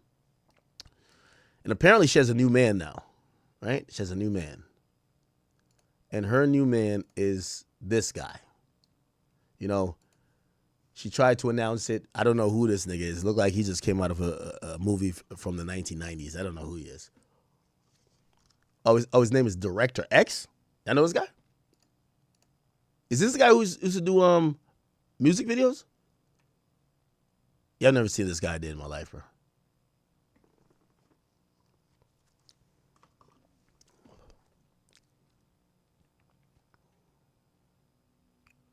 And I ain't gonna lie, with all due respect to Brittany, this might work.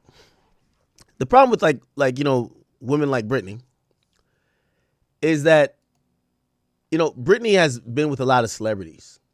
And usually when women get in that type of ecosphere, they're desperate to find this celebrity that's going to take them serious. Well, a lot of people are going to have the mindset like Kevin Gates and maybe other people. Hey, listen, yo, everybody's thinking about how they fucked you back in the day or whatever they did. Like, yo, whatever. So I think she got a regular guy now. Yeah. Usually the remedy is to just downgrade your standards. You don't need some celebrity that's worth millions of dollars. Just get some guy that look like he's a hitchhiker. Who's this guy? Yeah. Yeah. Like, this is like the guy you need. Yeah. Yeah, this is the guy you could run into at any Barnes and Nobles. Yeah, this is the type of guy, like, respectfully. You know what I mean? Like, she with this guy, he'll probably not that be offended by her past. Why? At least the niggas that was allegedly smutting around are of way higher value perceivably than him. So it's like, what are you going to do? You know what I mean? It's not, like, let me tell you, there's nothing worse than when you see a girl get smutted out by, like, obviously any girl getting smutted out is bad. But if she gets smutted out by a bunch of bums, disgusting. If she let like 3 billionaires hit, fuck it. You know what I mean? Like, this is what it is. So she announces her new man, and this is kind of odd to me. I'm not gonna lie to you. She has a podcast with her boyfriend, and in her podcast they talk about Kevin, which is like, I ain't gonna lie to you. Rule number 1, when you with me, your exes are dead. We don't talk about them. We don't talk about nothing. Bruh, I ain't gonna lie to you. Me and chick ain't talking. Yo, them niggas ain't alive to me. But maybe I might be insecure. Wait, this is a Director X nigga that used to do music videos? I don't know. I'm just seeing his name as Director X. This nigga look a little bit younger. I'm thinking the Director X is like 50. This ain't Director X. Director X. Yeah, that's the guy. Yeah, this is him right here. That's not the guy she's with. No, this is the guy that did Drake and Future video. Yeah, that's the Director X I talk about, the hip hop dude. Yeah, don't act like this guy's some other guy, my nigga. Like, you know what I'm saying? This guy look like he vegan. You know what I mean? Like, you know, this is a nice guy to go on a hike with. You know what I mean? You get with him, get your water bottles filled. You know what I mean? You get some like spray, the little bug spray that the bugs don't get you and shit like that. You know what I mean? Like, you get your long johns, you put on the little Under Armour thing, you think you Steph Curry. And yeah, like, y'all hike up the fucking mountain to the Hollywood sign and shit like that. When y'all get up there, y'all take a couple pictures, y'all drink some green juice, and then y'all come back down, and that's it. That's life. Yeah, this is the type of nigga. Yes. There's nothing wrong with this type of nigga either. But let me tell you this. When you could go from dating niggas that are, like, remember she was fucking with Uzi, PJ Washington, Kevin Gates. When you could go from that to John. Like, I don't even know why his name is Director X. His name should just be John. This is John right here. I mean, that's straight up. Like, that's it. It's John. Like, there's nothing wrong with it. And you know, I'm glad that she's with a guy like that, because I genuinely think, I don't think she's chasing money at this point. I think she's chasing love.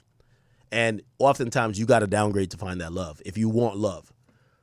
But usually women have, women and men, we have, these unrealistic expectations. For a woman, she's going to want a nigga with the bag, but loyal. She want the nigga with the biggest bag, pause, and the most loyal. Usually those things are antithetical, Oh, boy. Okay. Anyway, they spoke about Kevin Gates, and let me show you what they said here.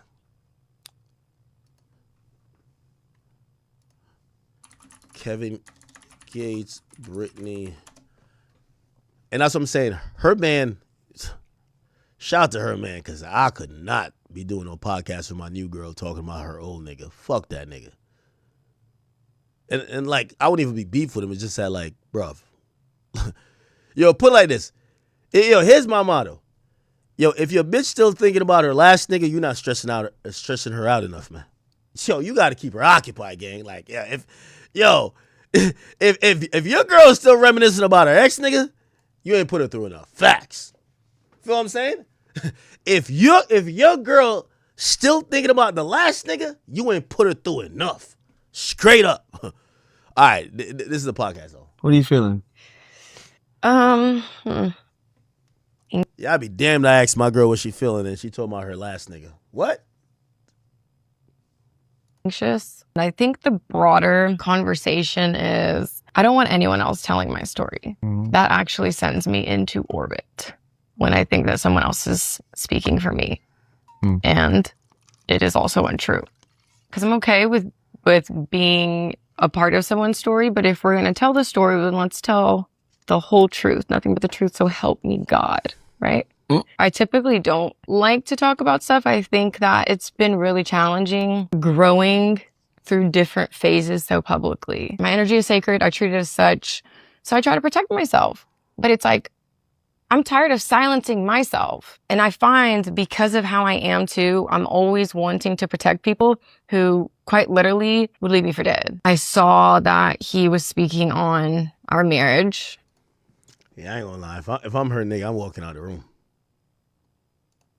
And by the way, this nigga, he wrote, put it on record that I love this woman, educated, motivated, beautiful, and a great mom, and soon to be a great wife. Yo, chat, you got to get y'all a Johnny. Pause. Like, you see, most women is chasing the wrong niggas. Like, y'all chasing the Kevin Gates. I mean, like, yo, Kevin Gates about to just use you up, bro. Have you wearing all them garb. Y'all wonder if she, like, donated that shit to Goodwill. Like, where the hell is the hijab? Where is the hijab? Where is it? Somebody pass me the hijab. Where is that? I know it ain't still at the cleaners.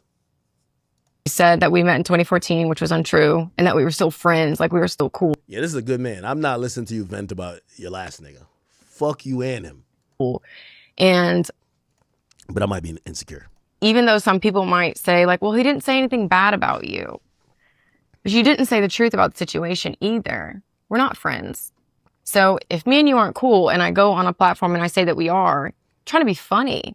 For me, that's what it comes off as. Like, you're trying to be funny. I think if you're not going to I would have started an argument right here. Why are you thinking about that nigga? Why? tell the truth, then just shut up. Be quiet. Okay. Shout out to her man, though. He's a strong guy, I could tell. Pause. Alrighty then. Yo, it's 6 o'clock.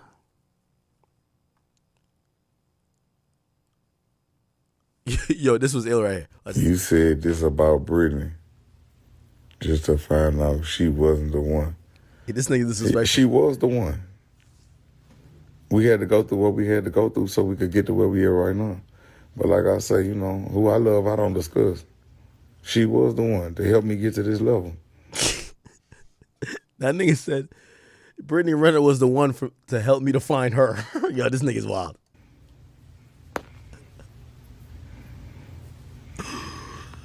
Let me find out Gates turning tender. No, Gates not turning tender. Gates being vulnerable. It take more courage to be vulnerable than it do to be walking around pretending like you tough. Because we can all see you hurting on the inside. Because I ain't gonna lie, I've done a lot of healing, but I still got a long way to go.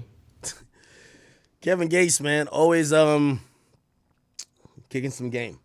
All right, y'all. What else? I think we about to wrap for the night. I see y'all are spamming 21.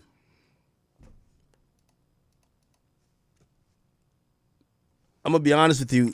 I think y'all want like some qualitative like conversation about it. I don't know what it means. You know, I'll kind of look into it. I'll try to figure out more information. So that y'all don't think I'm ducking the topic or nothing like that. It was reported. It was reported that there was some streams removed. So some streams removed from 21 Savage's album count for his album What Happened to the Streets. From what I know, there hasn't been any official comment. Wait, where is it? There hasn't been any official comment about it. Wait, oh my God. From Spotify or from any of the DSPs. And we're kind of like just going off of the screenshot. And I don't know how often or how frequent this is. Some people tell me, well, this happens in terms of corrections all the time. People say, well, there was hundreds of millions of streams that got removed from Kendrick. Some people say, well, no, that's botting, but it's if just like how Kendrick's botting, he's botting too. It's bot like us, everybody's botting. I don't know. I think, honestly, what I would like to say is that I wish Billboard and Spotify would not hide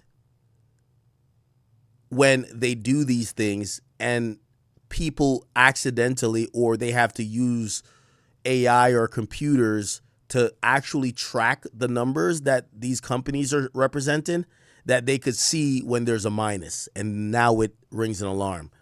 I wish if it was botting, Spotify would come out and say, hey, listen, this person was cheating. And for anybody, for Kendrick Lamar, for French Montana, for the Clips, for 21 Savage or anybody else, because again, there's not much to go off here, right? We're hearing 25 million streams got removed, but we've heard streams got removed from other artists too. Now, I always say what's good for the goose is good for the gander. So I'm down to say, like, for example, look.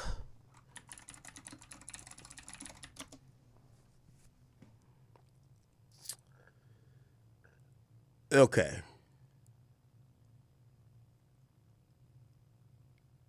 Kendrick had lost 1 billion streams in a month. Okay. Like, it was corrected. Like, it's been multiple corrections with Kendrick stuff, right? Here's a point, right? I think even some of y'all were trolling me to speak about this because y'all want to politicize this entire thing to be like, oh no, Savage is doing something. Here's my thing. I'm down to call a spade as long as we're calling the spade. So if the gotcha moment is y'all want me to say, oh, Savage is buying, if y'all are saying and acknowledging that Kendrick is botting, and the proof that we have for that is that billions of his streams were deleted or removed, and now we see something removed from Savage, okay, that's cool. Let's go along with all of them botting. I don't care. I'm not that, there's Kendrick fans that try to argue against the notion that Kendrick bots, but they try to blame botting on everybody else.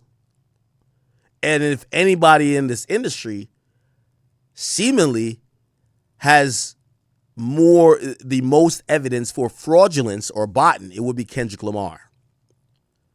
So this 25 million streams that have been deleted, I would like to know more information. I wish Spotify would release some information about why they deleted whatever, and is it a sanction? And I wish if artists were botting, we got to treat it like the steroid era. Artists should receive sanctions, but they should receive it publicly. Now, granted, they won't do it publicly because the record labels of these artists, like, for example, Universal on behalf of Kendrick is going to say no. Well, if you announce that Kendrick bots, his fans might stream less. It's going to hurt the business. So don't announce it. But, at some point, you have to announce it. You have to announce it to let it be known that there's a shame factor and a punitive aspect of this. That you're not going to just bot, and if you get away with it, it's good. But if you don't get away with it, we just sweep it under the rug. So again, I'm saying I'm not too sure what this means. Okay? Now, granted, I'm also not stupid. If this is like, has this been something that has happened historically often for Savage? Has it only happened for this one particular album? Has it only happened one time ever for him? Is it something that normally happens? On an average of like 15 random artists, but viable artists, do they ever have negative streams? Again, not necessarily protecting, but I think the conversation that needs to be had is an overall conversation, right? Yes, we've seen Kendrick with deleted streams. Now we've seen Savage with deleted streams. I wish Spotify could address it. What does that mean? Does it mean that you guys counted incorrectly? Or these guys are cheating?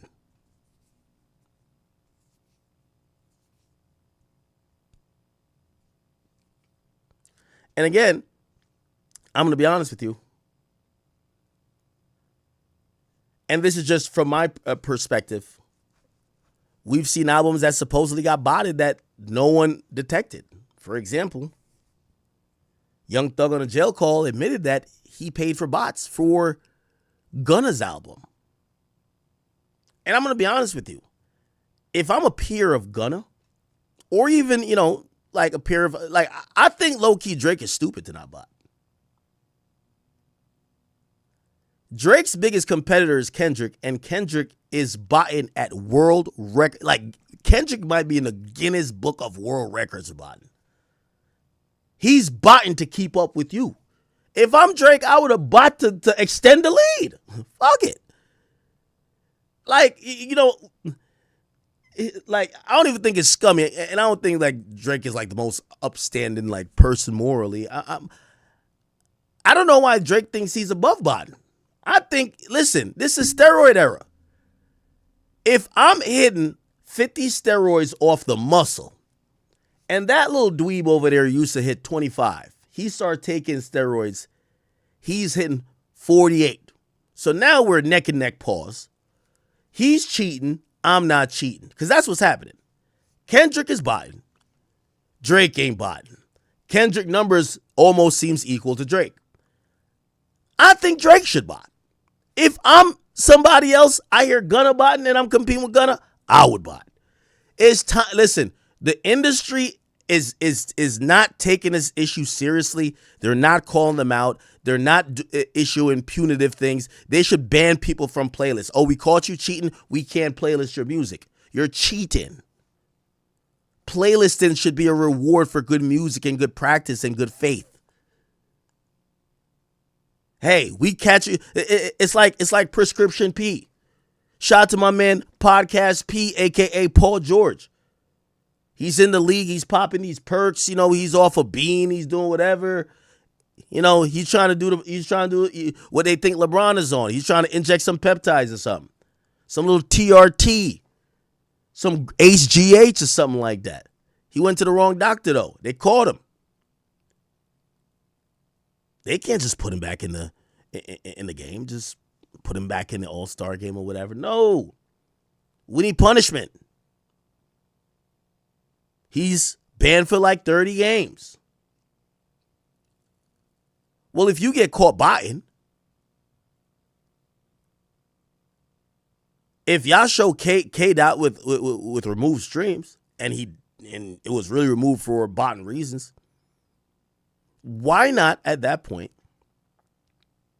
say, hey, you can't be on none of our editorial playlist until you serve the sentence? But they won't do it because the record labels will bully and slap the crap out of these DSPs, okay? All right, Chad, I digress. I will be taking it down. I love y'all, man. I do love y'all. I appreciate y'all. I want to tell y'all that, hey, please, and by the way, shout out to the people who have bought tickets during this broadcast. But we do have my live show in Miami. It is coming up. I would want you guys to do me a solid. Let's get all these VIP tickets sold out immediately. We're halfway through them. Let's have these sold out, and then we'll get to GA. Possibly, we could open up some more meet and greets, even though there's really a lot there. So please go purchase your ticket immediately. I will be bringing guests, but I do not want to promote this event off of any guest. I can't wait to see you guys then. All right, chat. 6:30.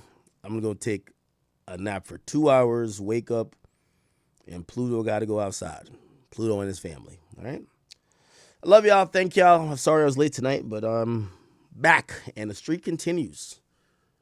The streak continues.